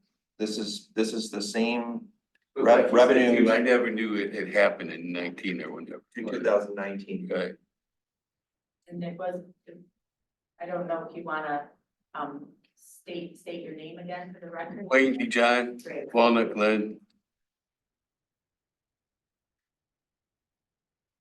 I'm just trying to figure it out. And thank you for your service too. This was first put to voters in 2008 or 2009, for 0.9 mils.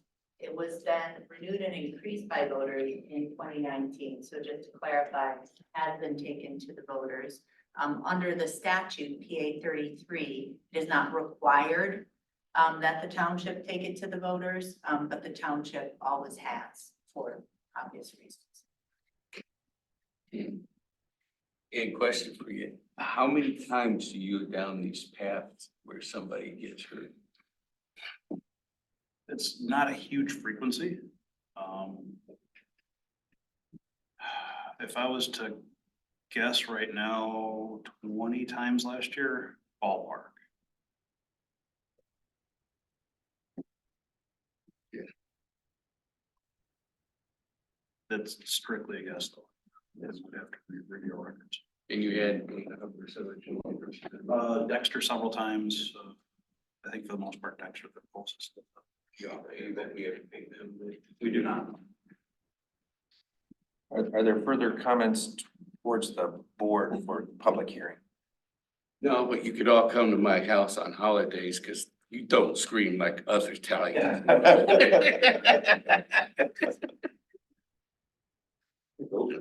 See, told you, well, you didn't believe me. No, I believed you.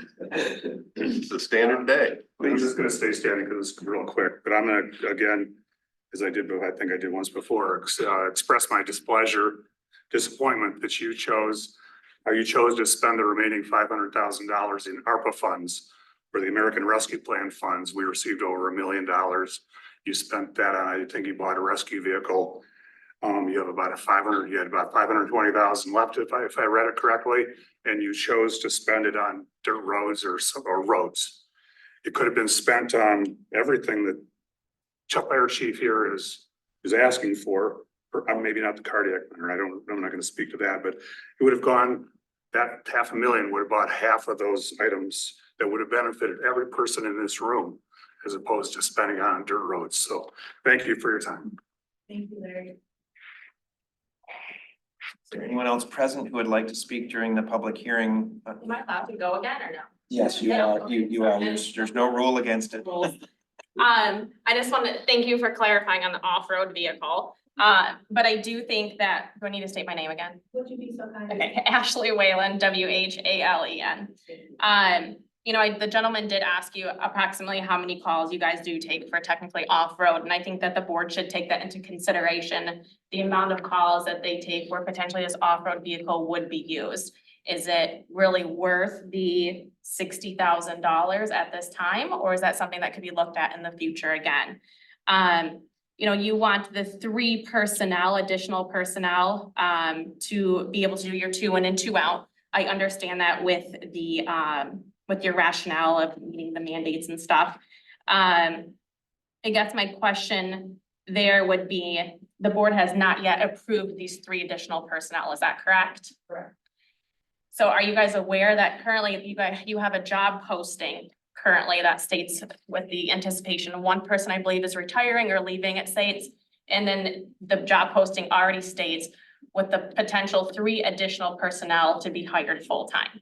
So it's already out there, it's already being advertised to the public. I'm sure you have these resumes already coming in that you're holding and pocketing for these potential 3 additional staff members. So I just feel that that might be a little bit of a jump start when this has not been yet approved by you guys. And I do kind of want to go back to the cardiac monitor, and I agree with you, there's still a lot of gray area between EMTs and paramedics. And I think the board should explore those. Where's the gray area line? The 12-lead EKG machine is extremely expensive. Have you guys taken into consideration the yearly cost of basically the rep or biomed coming out and doing the yearly updates on these machines? You're not just gonna have 1 machine, you're going to need at least 2 machines. They're always bound to break. What happens if one, every day you guys should be going through to make sure that it actually would deliver a shock. And there's things that you have to do every single day to make sure these monitors are working. If it doesn't work, you need your backup one, right? So this just isn't for 1 monitor, it's at least for 2. And then you say that you guys can do some medications. I think the board needs to explore exactly what medications that the fire department is allowed to administer, because a 12-lead EKG is not going to do much if you can't administer the proper medications. You say that it's to help the paramedics so when they get there faster, but the fire department's not even transporting these patients. Let's say you're seeing an NSTEMI right there on the monitor. Well, your fire department's kind of stuck because they're not providing transportation anyways. You still gotta wait for HVA to get there. So truly, how much benefit is this 12-lead EKG machine going to provide? Could you downgrade to a 3-lead? I mean, your AED machines are going to provide you can print out a strip with your AED machines that should provide you with enough information to adequately treat the patient at that present time.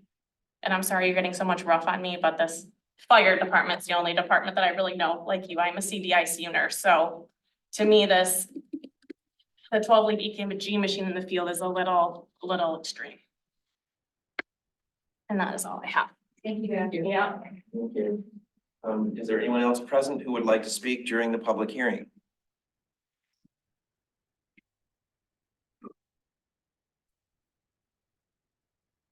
My name is Phil Brian Ebels, Scio Township resident. Still referring to the same study. so I learned something new tonight. This study was done in 2018. It was funded by Scio Township. It was funded by my tax dollars as well as yours. And on page 9, as I said before, our fire department cost per capita is exactly the same as the Michigan average cost at that time in 2018. I found out now that we passed the 1.35 mils in 2019. So 1.35 mils is not included in this average, which is already the average of Michigan. One question I have for you is, how much is 1.35 mils worth in dollars approximately? What are we talking about? $1.35 per thousand. Yeah, so. So what's the end number here? What are we talking about? Can I explain? So $100,000, if you have $100,000 taxable value, which is approximately half of the, so on $100,000, that's going to be $135. To answer that gentleman's question, that $100,000 became $105,000 because of the 5% inflation rate. Then you'd still tax on that, you tax on that, and that would be $141. So on $100,000, you're paying $135 for fire. Now, this year, because of inflation, you're paying $6, maybe almost $7 more. So it's more, but I don't think it's that much more, but this is your time as the public hearing. So that's what a mill is on $100,000 by example. I understand. I was thinking more of from Scio Township standpoint. What does that mean? Is it $1 million?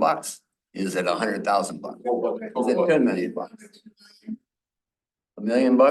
Just over 2 million, but we Over should 2 look at million? our budget document. So 1.35 million, 1.35 mils is a pretty significant number.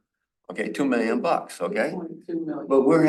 But according to this own study in 2018, our incidents are way below anybody. Rural, high, urban high, urban low, rural high, rural low. We're down below everybody.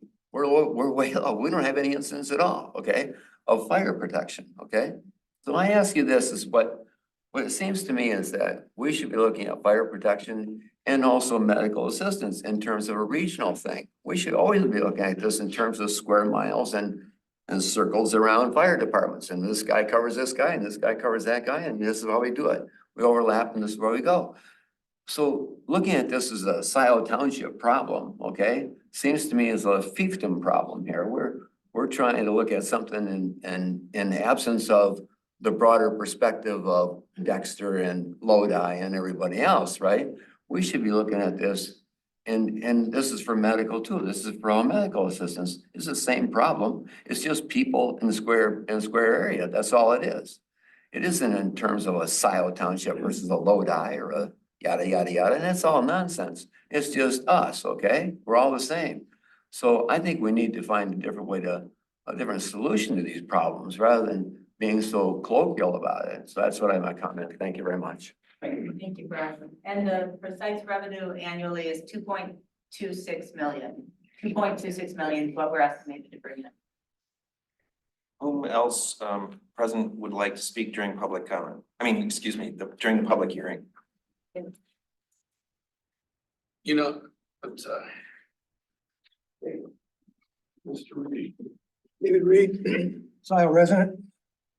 I think Mr. Cameron was mixing acts, Michigan acts. I think he was referring to Act 188, which is the one that we use for park or for pathways. Act 33 doesn't have any of that language about specific benefits to a specific house or increase in value or anything. Act 133 is specific for police and fire, township-wide.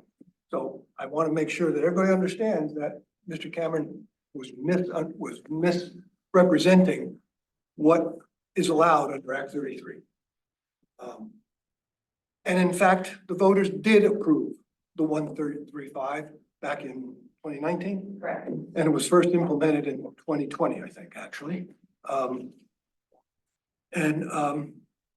The actual ask by the then fire chief and the then manager was 1.9 mils. But the supervisor at the time thought that that wasn't right. Oh, and that was based on analysis, that was based on need, that was based on fact and research. The supervisor at the time said, oh, that's too much we can only go for 135. So the 135 was a political decision, not a decision based on facts. And it did pass. I think we should have trusted the voters. I think the voters would have approved the 1.9. Regardless, in the last 20 years, we've hired 3 firefighters. Sounds right. I can talk about the last 4.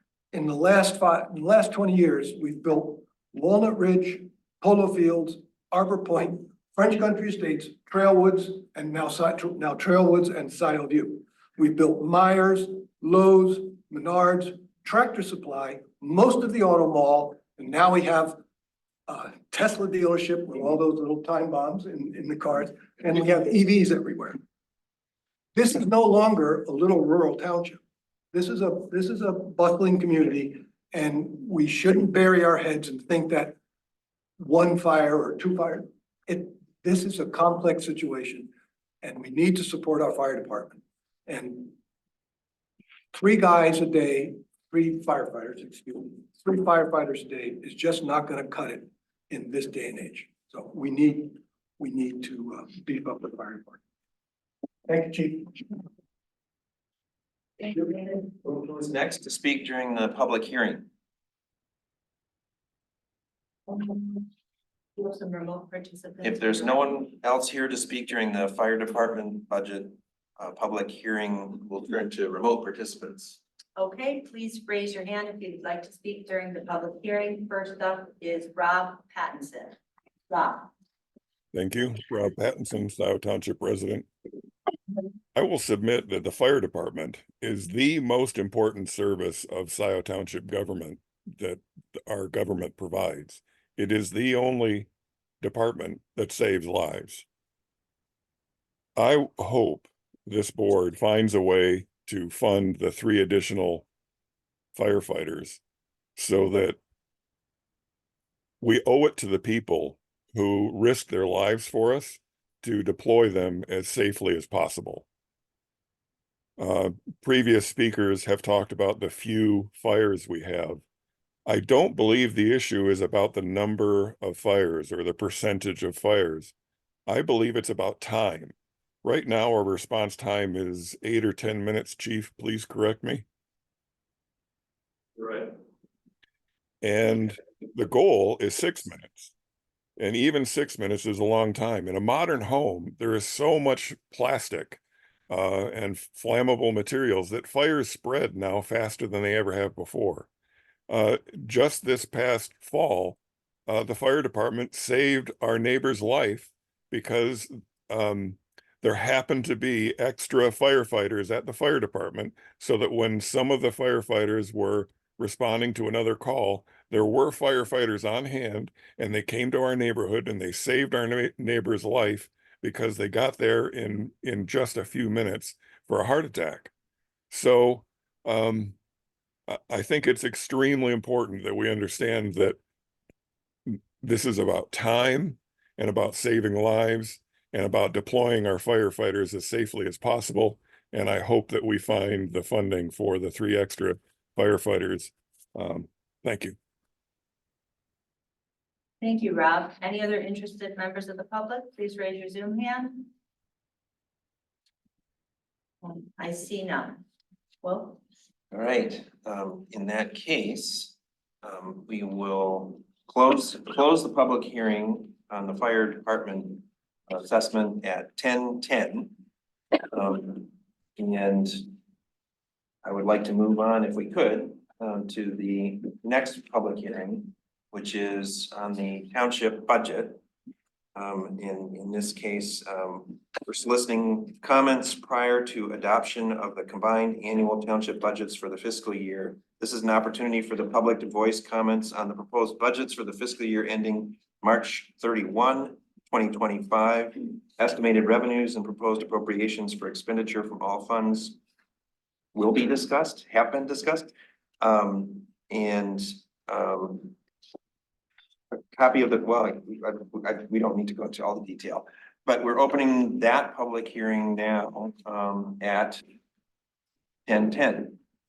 Is there anyone who would like to speak during the public hearing on the township's fiscal year budget for the coming fiscal year.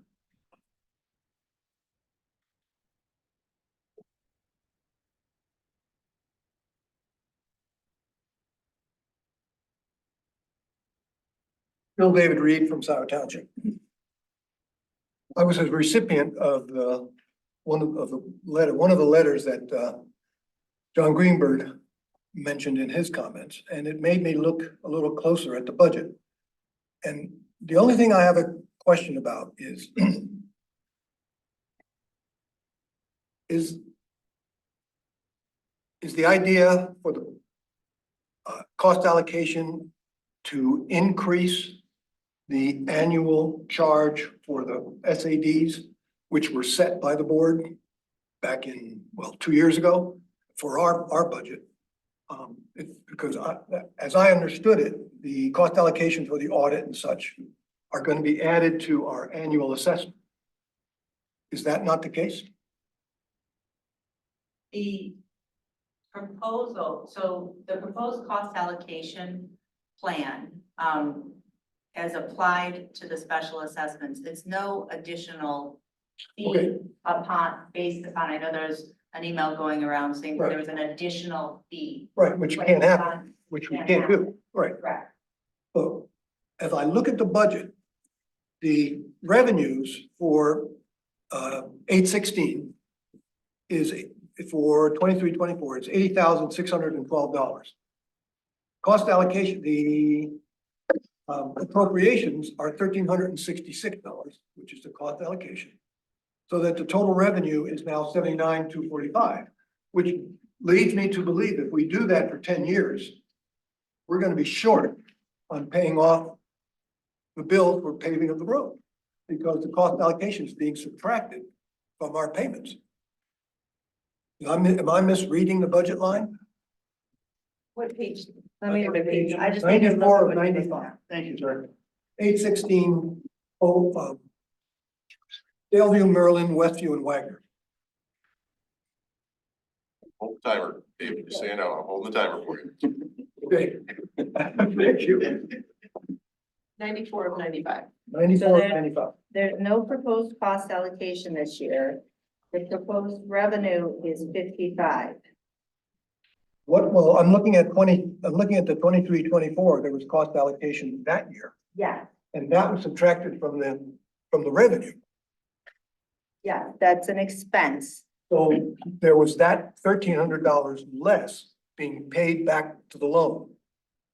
So $1,300 paid back to the general fund. There was also the 18,600 brought in on the interest, Right. Correct. which is beyond the cost for the project. But that interest doesn't go to paying the loan. The interest at the end of the SAD would go back to the general fund So that. because the money is being effectively borrowed from the general fund. Hold on a second. Okay, We borrowed $200,000 to pave our road. We're each paying $20,000. Right. There's interest on that money.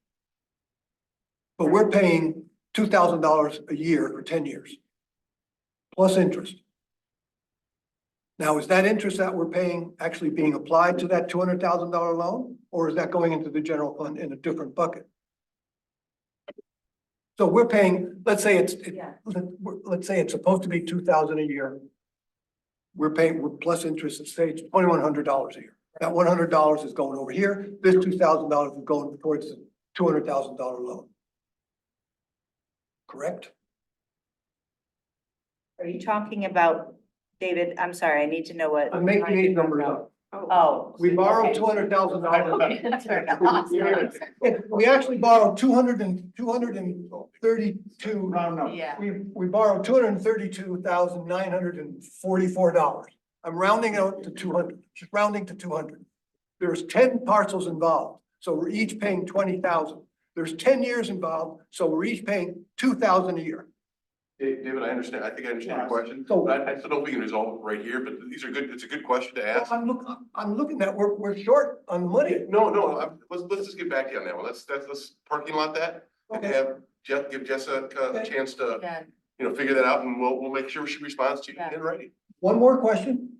Every one of these SADs has the exact same cost allocation. Regardless of whether there's one road, 4 roads, $1 million, $200,000. And that cost allocation, as I understand it, is for the audit. It's as applied to special assessments, it's for the audit, the collection of the assessments and the accounting. Okay, so if you're collecting the assessment for 4 roads, shouldn't it be more expensive than collecting the assessment for 1 road? The way that the methodology works, at least as it stands, is the cost allocation, because these are so many small funds, that it's divided, it's the total across the 7 SAD funds divided by 7. Kind of like when we all go out to dinner. You might have had a couple extra drinks, but we're all just gonna split the bill together. So I get a free ride and you get screwed. Well, we're all went out to dinner together, we're all part of it. I'm not saying I agree with it, I'm just saying I think that's how it works. Right, I mean, that's. I'm not sure that's the best metaphor, but Well, I think I've already. although it does sound appealing at the moment. All right, is there anyone else present who would like to speak to this public hearing on the fiscal year budget? So I look forward to going back to that rock from under I crawled, so I'm sure you're as well. So, hey, so on the cost, just on the heels of the cost allocation, one of the things I was hoping to hear tonight was an explanation on the cost allocation. Well, we can do that later, but I thought we were gonna hear, you did, Jessica, last Thursday, you put off, I think, a question on cost allocation in the Treasury Department. I don't And think that you're, but happy to answer. I remember, I recall it and so anyway, regardless. In the treasurer's office, there for last 2 years, cost allocation was a big number and it's changed dramatically this year. I was just hoping, and that's probably the case for other departments as well. I just was hoping to get an explanation and I thought you were gonna address cost allocations in more detail. That's not what, we'll move on. But I can answer that. Okay. Cause it was a big number and it affected the budget, the bottom line budget for the treasurer's office. We'll move on. I don't want to take any more time than I have to here. I do want to, since I've got the floor, I was attacked, suggesting that over by one of the callers earlier, that I attacked the clerk at the bidding of the supervisor. Well, that's what he said. I didn't know anybody else knew me, so. I didn't think that, and I don't. Well, that's what he said, and this is just a case for switching things around. So if somebody's gonna attack, I don't care personally, it doesn't bother me at all. But if someone's gonna attack a person, they ought to be in here, they ought to get out of their pajamas, and their slippers, and come in and do it in person. So that's my only point. And I didn't attack you, Jessica. It wasn't intended to be a negative comment on early voting. I voted for that constitutional amendment. I support early voting. My concern was that you committed the township, in which case in your department is understaffed. You committed the township to be the hub for early voting, supporting these other 4 or 5 townships. That was my issue, not early voting at all. So I just want to be clear. Pardon me? Being the hub. Being the hub and committing the resources. And I can't help but think that maybe that was the reason why the little check snafu. You're understaffed. There was no reason why we had to be the hub while we're About the understaffing in the finance department. I think well, it's just the whole, everybody's doing something. That's, I don't want to, we don't need to do back and forth, but it came up, there was an issue. Just like, and on that issue regarding checks. So I hope that you do something, to solve it electronically, but at the same time, do something not for the writing, do something to change for the writing of the checks, but also for the receiving of the checks. Last fall, my wife and I wrote you a letter asking you to go work with adopting an electronic check bill paying or invoice electronic by mail. Hey, pay your taxes by mail, auto pay. Like we do for our utility bills, I do it for the city of Ann Arbor, I think does something. Ypsilanti Utility Department has auto pay. Why aren't we doing it at no cost to the taxpayer where we are encourage people to pay online as opposed to sending in checks where the staff has to then process those checks.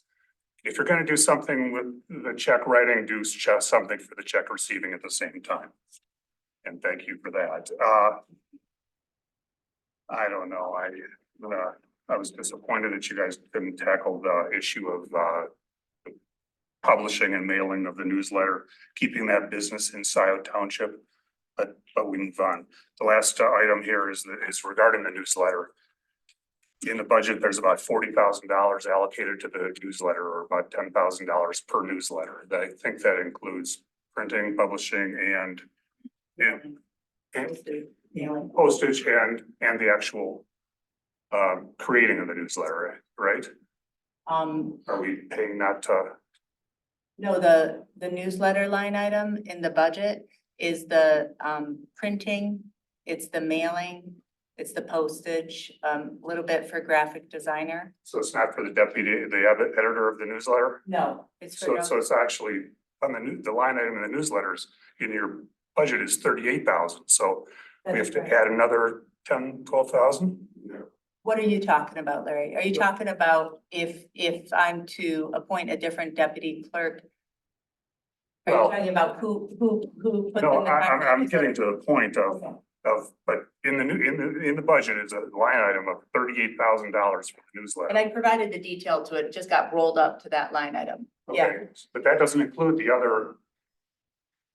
The the cost editor. of somebody to edit it, that's true. And you've asked for a full-time deputy That's been approved, with your current deputy being the newsletter editor. which would end because I would appoint a different person as deputy. And so what I requested was that the board put in, up to 10 hours a week for somebody to be the newsletter editor. It looks like it was included in the line item, not on the authorized positions. So that needs to. That's my shake point out. though, 10 hours a week for that, whatever the hourly rate is.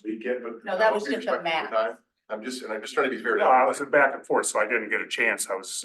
Well, you chose to use your time. So I'm just trying to be fair to everybody here. I'm not, All right, I'm just trying to be, the point I is, don't want somebody else shouting at me because somebody got more time. wow, okay. The point is, you're spending a lot of money, over $50,000 now on a newsletter, do it digitally.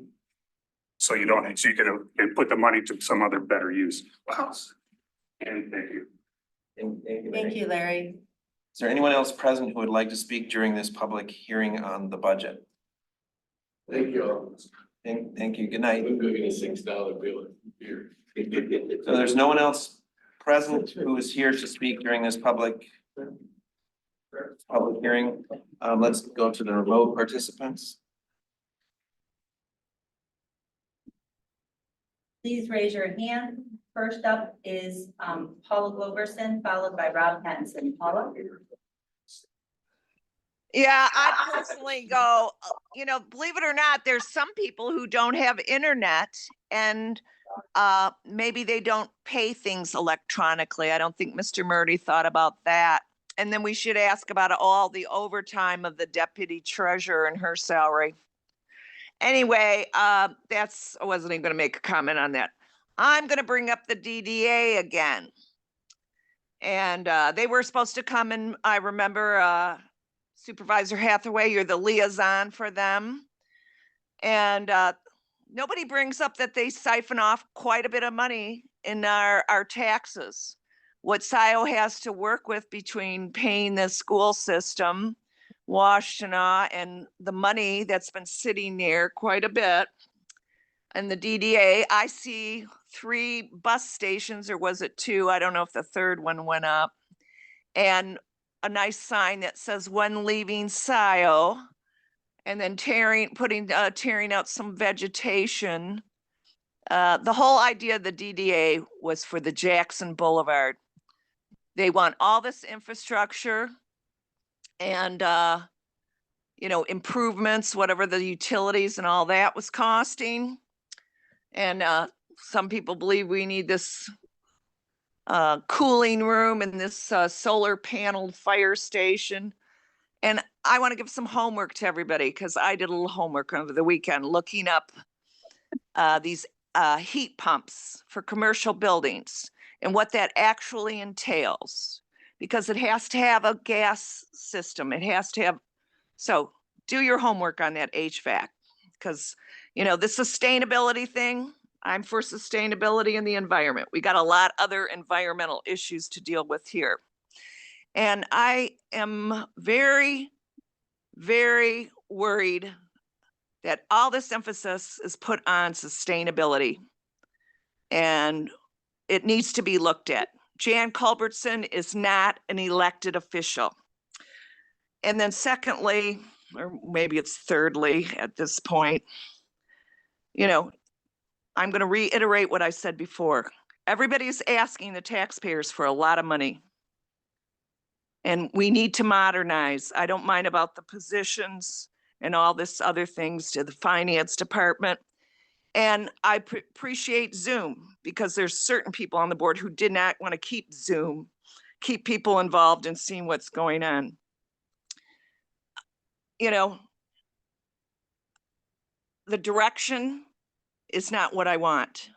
And when I see that we're going to have this huge utilities, you want to put a, and I didn't get a hearing thing for the Jan's meeting, and the PC said nothing about that hotel going to the zoning board.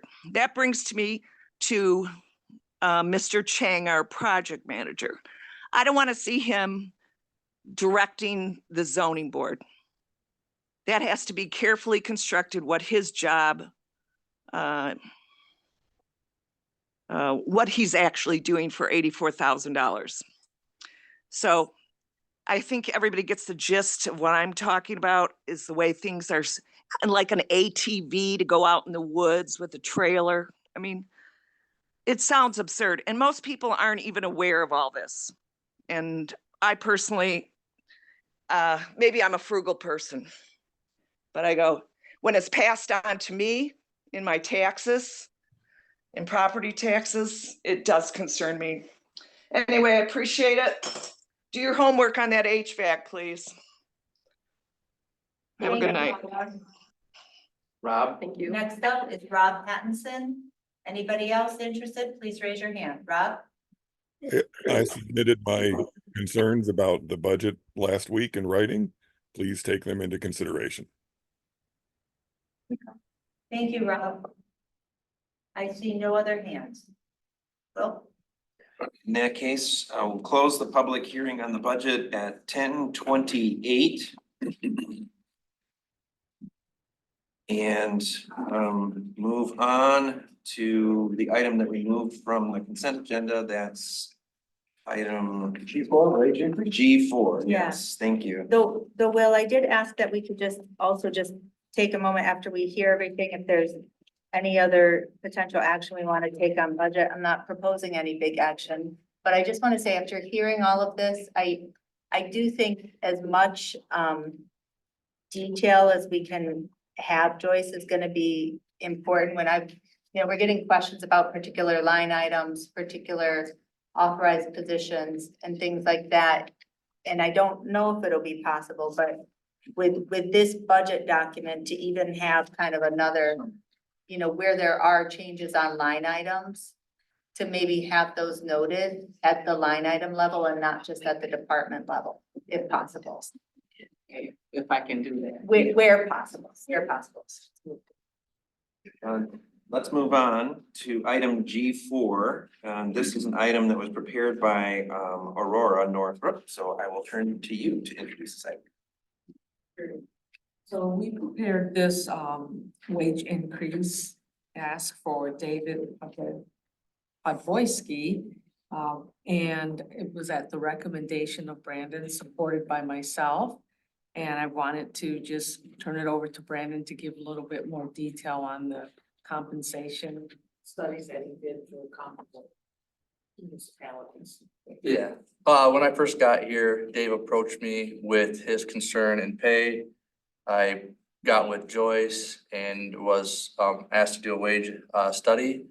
I chose locations that were near the Scio Township, because that's who I will be competing with as far as gathering employees for the township. So I thought it was most appropriate to pick up locations that were near Scio Township. Was new to the area, got with Rich. He provided some locations. These 3 locations do have union contracts, so all this information was readily available. I put it in an Excel spreadsheet. Later, when Aurora was hired on, we went back over it again. Based on my findings, as I thought, somebody with significantly more experience without having a license should be making more than somebody that has significantly less experience with an S license. Typically, an S license, which is the water distribution operator license, based on the license that you have, you can run certain distribution systems. It's all based off population. But typically in this field, a S license varies from a 25 cent increase. I've seen them go all the way up to $3, depending on what type of license you have. S1 being the highest. And so I gathered the information from the union contracts, averaged them all out, and came up with this information. Although the numbers reported in the Excel spreadsheet are lower than what we're offering due to the price, or due to the amount that a different person is currently making in the Scio Township. We adjusted it so that that person, or so that David was adequately being paid more than the other person. And so I feel like this is a fair compensation for that person, given the circumstances. And broadly, Aurora, kind of, what are you doing? You know, we've had this utilities tech 1, utilities tech 2, you know, what, can you talk a little bit about the work you're doing to kind of eventually come up with a recommended kind of wage range or classification? So we are looking at comparables, also as Brandon indicated, nearby to Scio Township, but also in terms of size, SEVs, et cetera, so other townships too. So we're trying to come up with a range, whatever we decide in the future, whether it's steps or it's an actual minimum and maximum, something that we can bring forward so that when we have something in place that isn't just here and an off ask, so to speak. Yeah, I think that's a good point. That was another reason I made my determination. We didn't have a set max. And so therefore, just depending on the number of years, you know, there could have been an easy answer of, you know, this is all we can, you know, provide. No matter what, know how many years you have, you started at step 1. You know, however it is already predetermined, we didn't have anything. I'm supportive of this. I would just suggest the model motion might, I think, just a quick correction on the effective date. Can we make it effective for March 9th? First date of the first pay period? And Joyce, to confirm you're supportive of this? Yes. Great. So it would be to change the effective date to March 9th, 2024. But other than that, the model motion is good to go. I would move that model motion with that adjustment. Moved by Riser, support by Noel. Please call the roll. Flintoff, yes. Brazeau? Yes. Carrie? Yes. Noel? Yes. Riser? Yes. Hathaway? Yes. Motion adopted 6-0. Great. Thank you. Thank you both for your work on this. And for being so patient till we got it. The next item is K1. This is approval of request for proposals for implementation of digital records management initiative. You leave, right? I'm stepping out. I think Steve is available online. I hope he is. He not fall asleep on us? I don't know. Yep, there he is. He is, he's awake. Well, we had a 5 a.m. meeting this morning. Oh, So my. his defense, All right. yeah, he's pulling all nighter, All dayer. all day. No, I'm here and hopefully everyone can hear me and happy to Yes. take questions from the board on this topic. All right, and this one was prepared by Jessica, so I will turn it over to you. Okay, great. I'll Apologies, doing too many things at once here. I thought, Chris Bailey and I, worked on this jointly, with Joyce, our manager.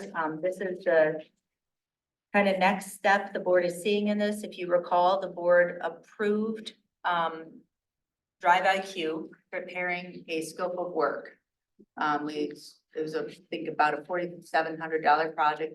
They did a great job, meeting with 9 different areas of the township, pulling together a scope of work, and was able to pull together the requirements for an unstructured data management solution. And that is this RFP that is before you tonight, with a request for approval of the RFP. Joyce, Chris, and I have reviewed and edited this, and it's been approved by our township attorney. I do want to be clear that if we approve this, we'd be entertaining proposals, including anticipating a proposal from Drive IQ, as well as other vendors that Chris will be reaching out to. We'll have sealed bids back, projected timeline of having some recommendation back to the board for our first meeting in April. That's pretty quick. So I have questions. Is Wednesday, March 27th, thank you for all the work you did on this. The people who did it, Chris, who's not here, maybe he's watching on Zoom, but thank you, Jess, Joyce, Chris. I appreciate it, as well as you, Drive IQ. I really appreciate it. But is March 27th, which is only 3 weeks from now, it's a pretty technical, it's a pretty extended. Is that realistic? Should we give our bidders more time? And how do we reach out to this group? And I know I'm saying it in front of a potential bidder, him or her themselves, but you gotta get it out there. You gotta, I don't know if you're gonna put it in the trades or online. You gotta reach out to these groups. Should that be an April date? That's all I'm asking. And I think we did have some discussion about generally requesting proposals over a 30-day time frame, and probably looking at some type of pre-proposal meeting, like a pre-bid meeting, in case there's questions related to the submission. So that is something that we can do. I mean, I'm gonna vote for this, but I just am icky about that deadline. Yeah, when we talked to Chris about it, he felt confident that he'd have some of the right people to send it out to. I'm not opposed to pushing it back. I just didn't get a sense, when we had this conversation, John, I just didn't get the sense from Chris that he thought it would make that much difference because it's so specialized, but we certainly can. I don't want to. I'm happy to. Yeah, I think, cause we're gonna get maybe a few more bids. I don't know. This is such a niche job we're having done, and kudos. But we can push it back, John. Yeah. No reason not to, if you'd be more comfortable. Yeah. You want a whole month? I defer to, cause it's gonna have to get online. We're gonna have to send out emails or notices to people. People aren't, I don't know that these businesses are gonna go to our website You looking. wanna push it back 2 weeks? Yeah, I would prefer like a mid-April date so that we can reach out to potential bidders. Okay, So like this. Like April aim for this- 17th? The second meeting in April instead of the first one. That's fine, yeah, mid-April. I'll leave the actual. Whatever works could- out for opening the bids and all that stuff. I could propose Wednesday, April 10th. That would push us back 2 weeks, or maybe. Yeah, that would be fine. That would be fine, Joyce. Okay, so So we're just gonna Last page, change last it during this. last page, sealed proposal. all the way. And we could still have our pre-bid proposal conference early, the 14th, obviously we'll, yeah.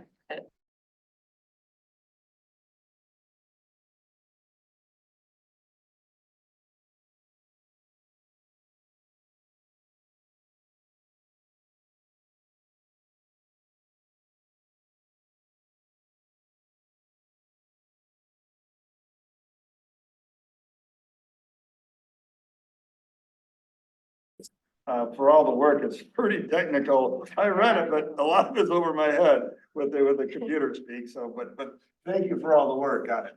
Was someone prepared to make a model motion? I'll make, the motion to approve the RFP as amended. To approve proposed request for proposals for an unstructured data management solution. So moved by Flintoff, support by Riser. Do we need to call the roll on this? No. Okay.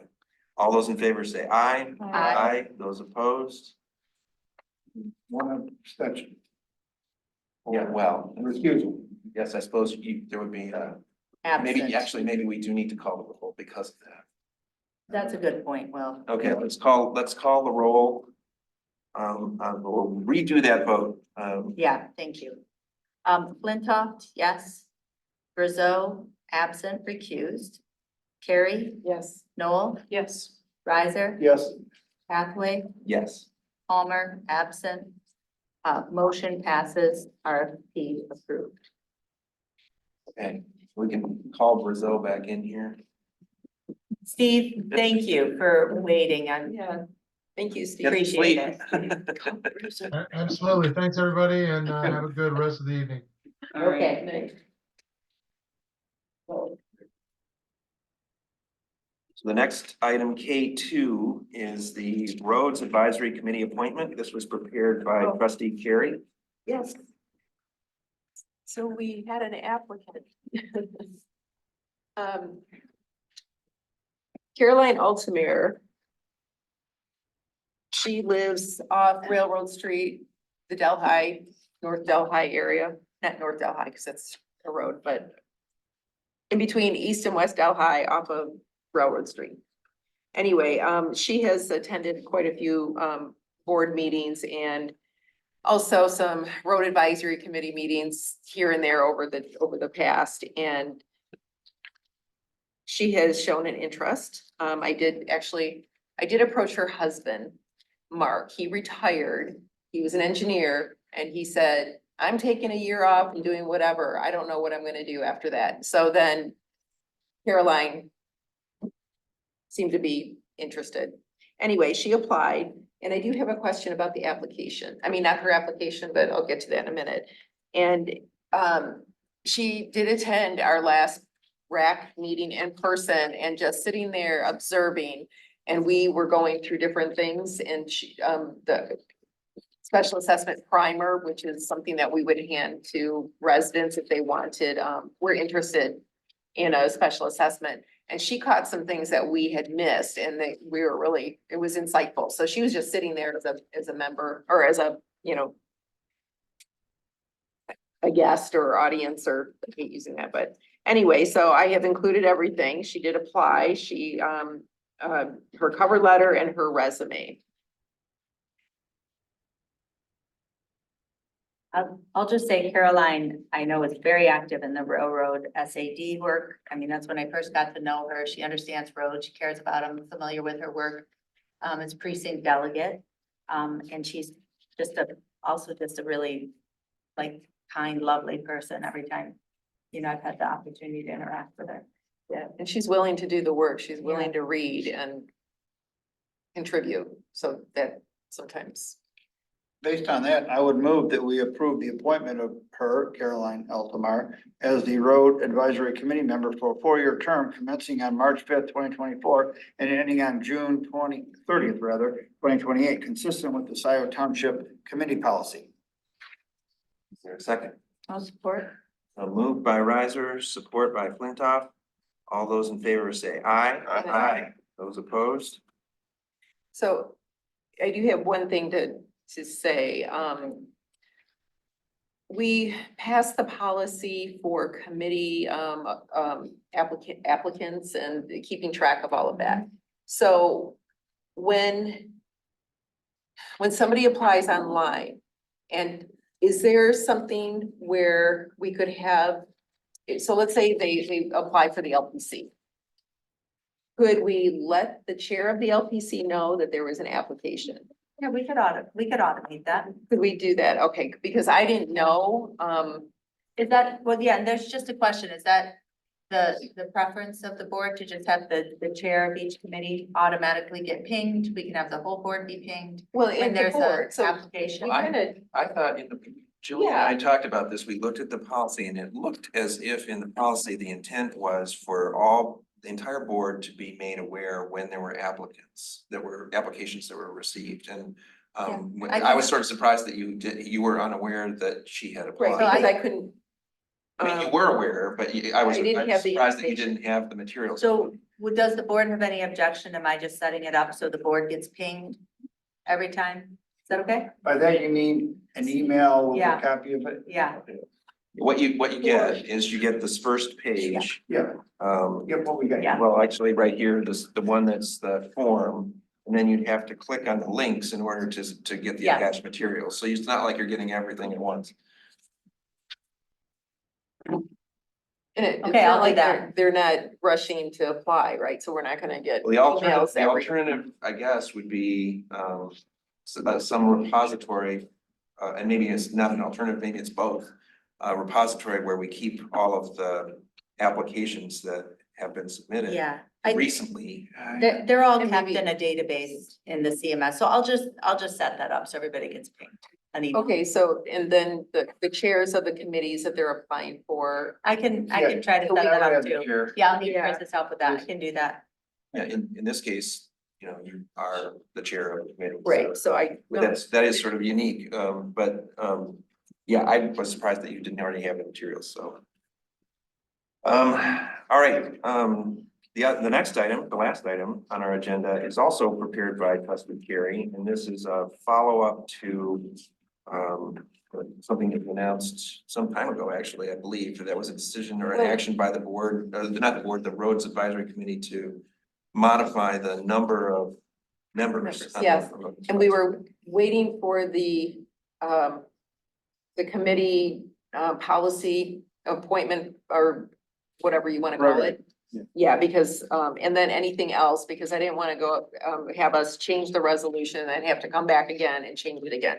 So, and this was good because we also, passed the Open Meetings Act policy for the township. So I was able to put that into, we already have, the Open Meetings Act in our resolution, but then I was able to reference our policy, the name of our policy, which is really a long title. So there's a couple other additions here. We have co-secretaries. I just wanted to make sure that, and I'm thinking not just for our committee, but when we leave, which will eventually happen, we can pass this off to the next committee and then they won't have to reinvent the wheel. They can make changes. So having co-secretaries has been really helpful for our committee. So changing we had 9, but now we're down to 7. Adding the co-secretaries, including the policy to standardized process to appoint members to township committees. And then I included some of the, from the policy, if a committee member resigns prior to the end of the term, anything in bold is what is included, or is an addition. Okay. On Let's page see. 42, there's the last page of the language of the resolution, you put a question in. Oh, And my answer would be yes, I would leave that in, the reference to coordinating with the DDA. well, okay, so here's the deal. We're not really sure what the DDA does. And this has been brought up about roads, Dino Drive, Medi, Enterprise, and then what does the Road Advisory Committee do? And we don't really, we have, Linda Smith that's on the DDA, that's also on RAC. But we haven't really done anything with them. I did present in front of the DDA regarding the possible special assessment. So what are we supposed to do with the DDA?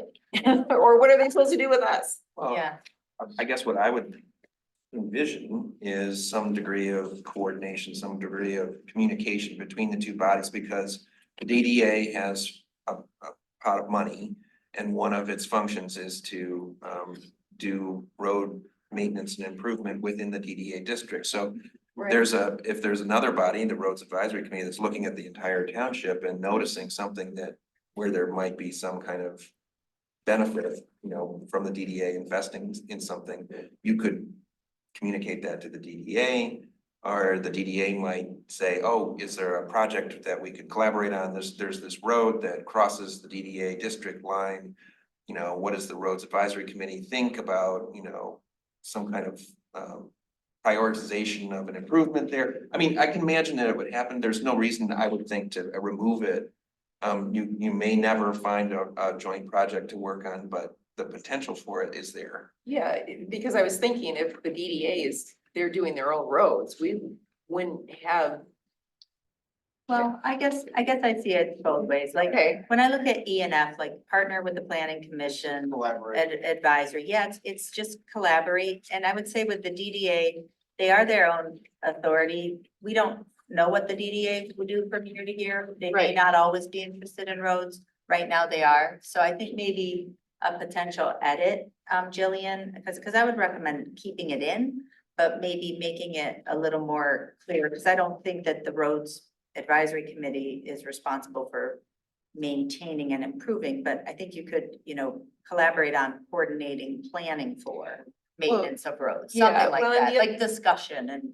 So if we have a roads millage in the future, they will be capturing 50% for within, and they have been, from what I'm understanding, is that like with the PPP, the capture, that they're using that towards those pathways within the DDA. So you might want to, you know, the RAC, whoever's on it at that time might want to communicate with the DDA and say, hey, you know, Take these care are, of- these are some things that we see Yeah. that need attention.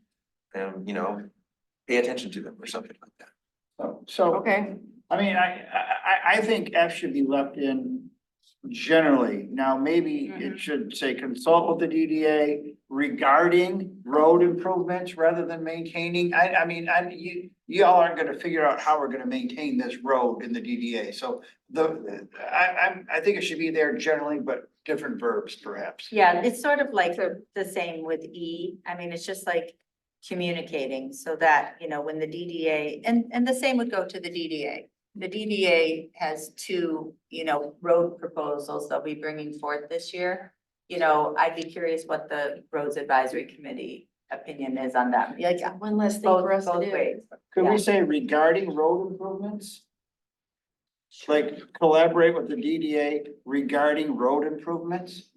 That just means you guys. are Regarding talk- road improvements within the Well, DDA. collaborate with DDA to maintain. No, not and maintain, just Yeah, regarding that's road. what- No, I don't think you guys are in the maintenance business unless you wanna be. I wasn't gonna put that on you, but just say regarding road improvements or regarding road improvement and maintenance.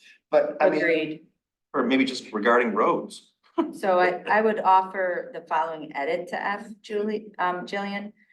Collaborate with the DDA regarding roads within the DDA district, period.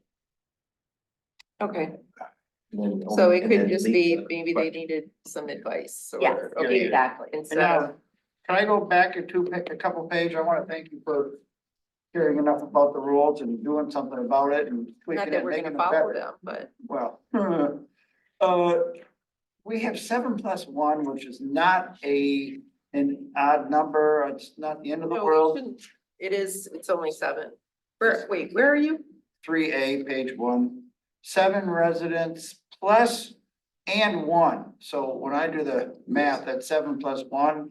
Oh, so that Yeah. should be 6. Yeah, I think you Sorry. have to go down to 6, right? I didn't, yeah. Well, I don't wanna kick anybody off either. Carol. No, we went 7 total. Okay, Okay, so 6 residents of the township and 1 liaison for a total of 7 members. Yeah, I agree. And I agree 9 was always rather large. Too large. yeah, and with respect to page 2K, committee members may create additional policies. Yeah, so I've been working on policy, well, we have as a group, but policies like, for example, if there's a member that misses 3 times, that we have a policy that we would discuss about and then talk with that member, why are you missing so much? So, but all I'm asking for is the scope of the policies with respect to RAC procedure, or could you guys come up with a policy of Scio Township SAD, or would that be a No, policy no, no, no. pronouncement? No. So do we need to define the scope of the policies that the RAC does? Oh, I see. It's just the policies for the committee. Which are supportive and consistent with, I don't take policies to mean policies with a big P. I think it. How about RAC policies? RAC policies. Would that be acceptable? Sure. Please and thank you.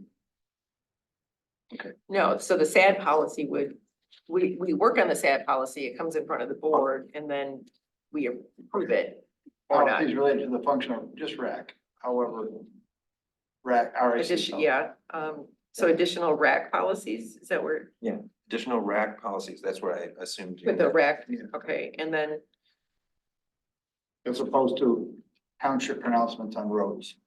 So Right, no, we the can't. three changes were the modification of F, the language about the DDA collaboration, the number of residents is 6, not 7. Yep. And RAC policies. Are there any other changes to the language of the resolution? no, just the, whatever else is in bold, which is, they're just pretty minor. And then, let's see, number 5, authority, there was this weird through the T that was in there previously, so, A Scrivener's error. yeah, we're just gonna take that out. Yeah, good move. Thanks. I would move their approval. So to approve the proposed revisions and update recommendation for a new road advisory committee resolution and charges as attached and amended. Support. So moved by Riser, support by Flintoff. All those in favor say aye. Aye. Those opposed, it's adopted. Thank you. Thank you. Check that off the to-do list. Yeah. All right, this brings us to public comment, the last public comment of the evening. This is the time for members of the public to speak for up to 3 minutes on any matter under the purview of the Board of Trustees. Trustee Brazeau, will you serve as our timekeeper? Sure. David, do you want to make another comment? In the interest of getting this over by 11 o'clock, no. God bless you, David. How are you Like you're on the board. Okay, I wish everybody felt that what you guys do? Please raise your Zoom hand if you're interested in speaking. First up, we have Rob Pattinson. Rob? Thank you. I'm a little bit disappointed that the treasurer left during a budget meeting, one of the most important board meetings every year. And I wish she was here to hear this. I do not understand the logic of not taking responsibility for the checks you sign. If you don't take responsibility for the checks you sign, don't sign them. So that seemed like a very odd dodge in her treasurer's report. Trustee Brazeau, you talked to John Boyle during his public comments and talked about how he would be part of any committee. And then you responded to somebody else later that you're about 90 days out. Please, please, please do whatever you're doing about the fire department. Please do it in public. If you do it in secret, as you have seen even tonight in past examples, when you do it in secret, it blows up in your face. Yeah, normally I never comment back. There is no secret. I'm just helping Andy put together a very comprehensive plan and an actual business plan, which that's not Andy's job. He's a fireman. That's what I want him to be good at. And we will involve John Boyle in that process. So, and then we'll make that document public once it's ready. It's just not. And who else will you involve in that process? Mr. David Reed is part of that process as well. I highly suggest you do that in public. There will be, once we have a document that's ready to go. Right now, we're just compiling a document, so. I think we probably had to back and forth. And we get shut off. Thank you, Trustee. No, Rob, I didn't mean to cut you off. Your time, I didn't mean to stop your time. No, but I appreciated the back and forth and that was worthwhile. I just highly, strongly suggest you do it in public. It's very important. Once we have something that's consumable, we absolutely 100% will. 100%. And I just remind the board, we have a special meeting at 6 p.m., March 19th, dedicated to the fire department. Funding the fire department. Rob done. Yeah, Rob, are you finished? Sorry. I believe he is. Any other interested public, please raise your hand. Okay, I see none. Wow. Motion to adjourn. Moved by Rizzo, supported by Noel. All those in favor say aye. Aye. Those opposed. And we are adjourned at 11:01. Wow, that. And it was Rizzo and supported by whom? Joyce, I didn't thank you. I meant to, I Those forgot. by- Thanks for all the work you do on the budget. I know you worked your butt off. on that. you. Thank you. I really appreciate you. I know Everybody, good night. one of your assets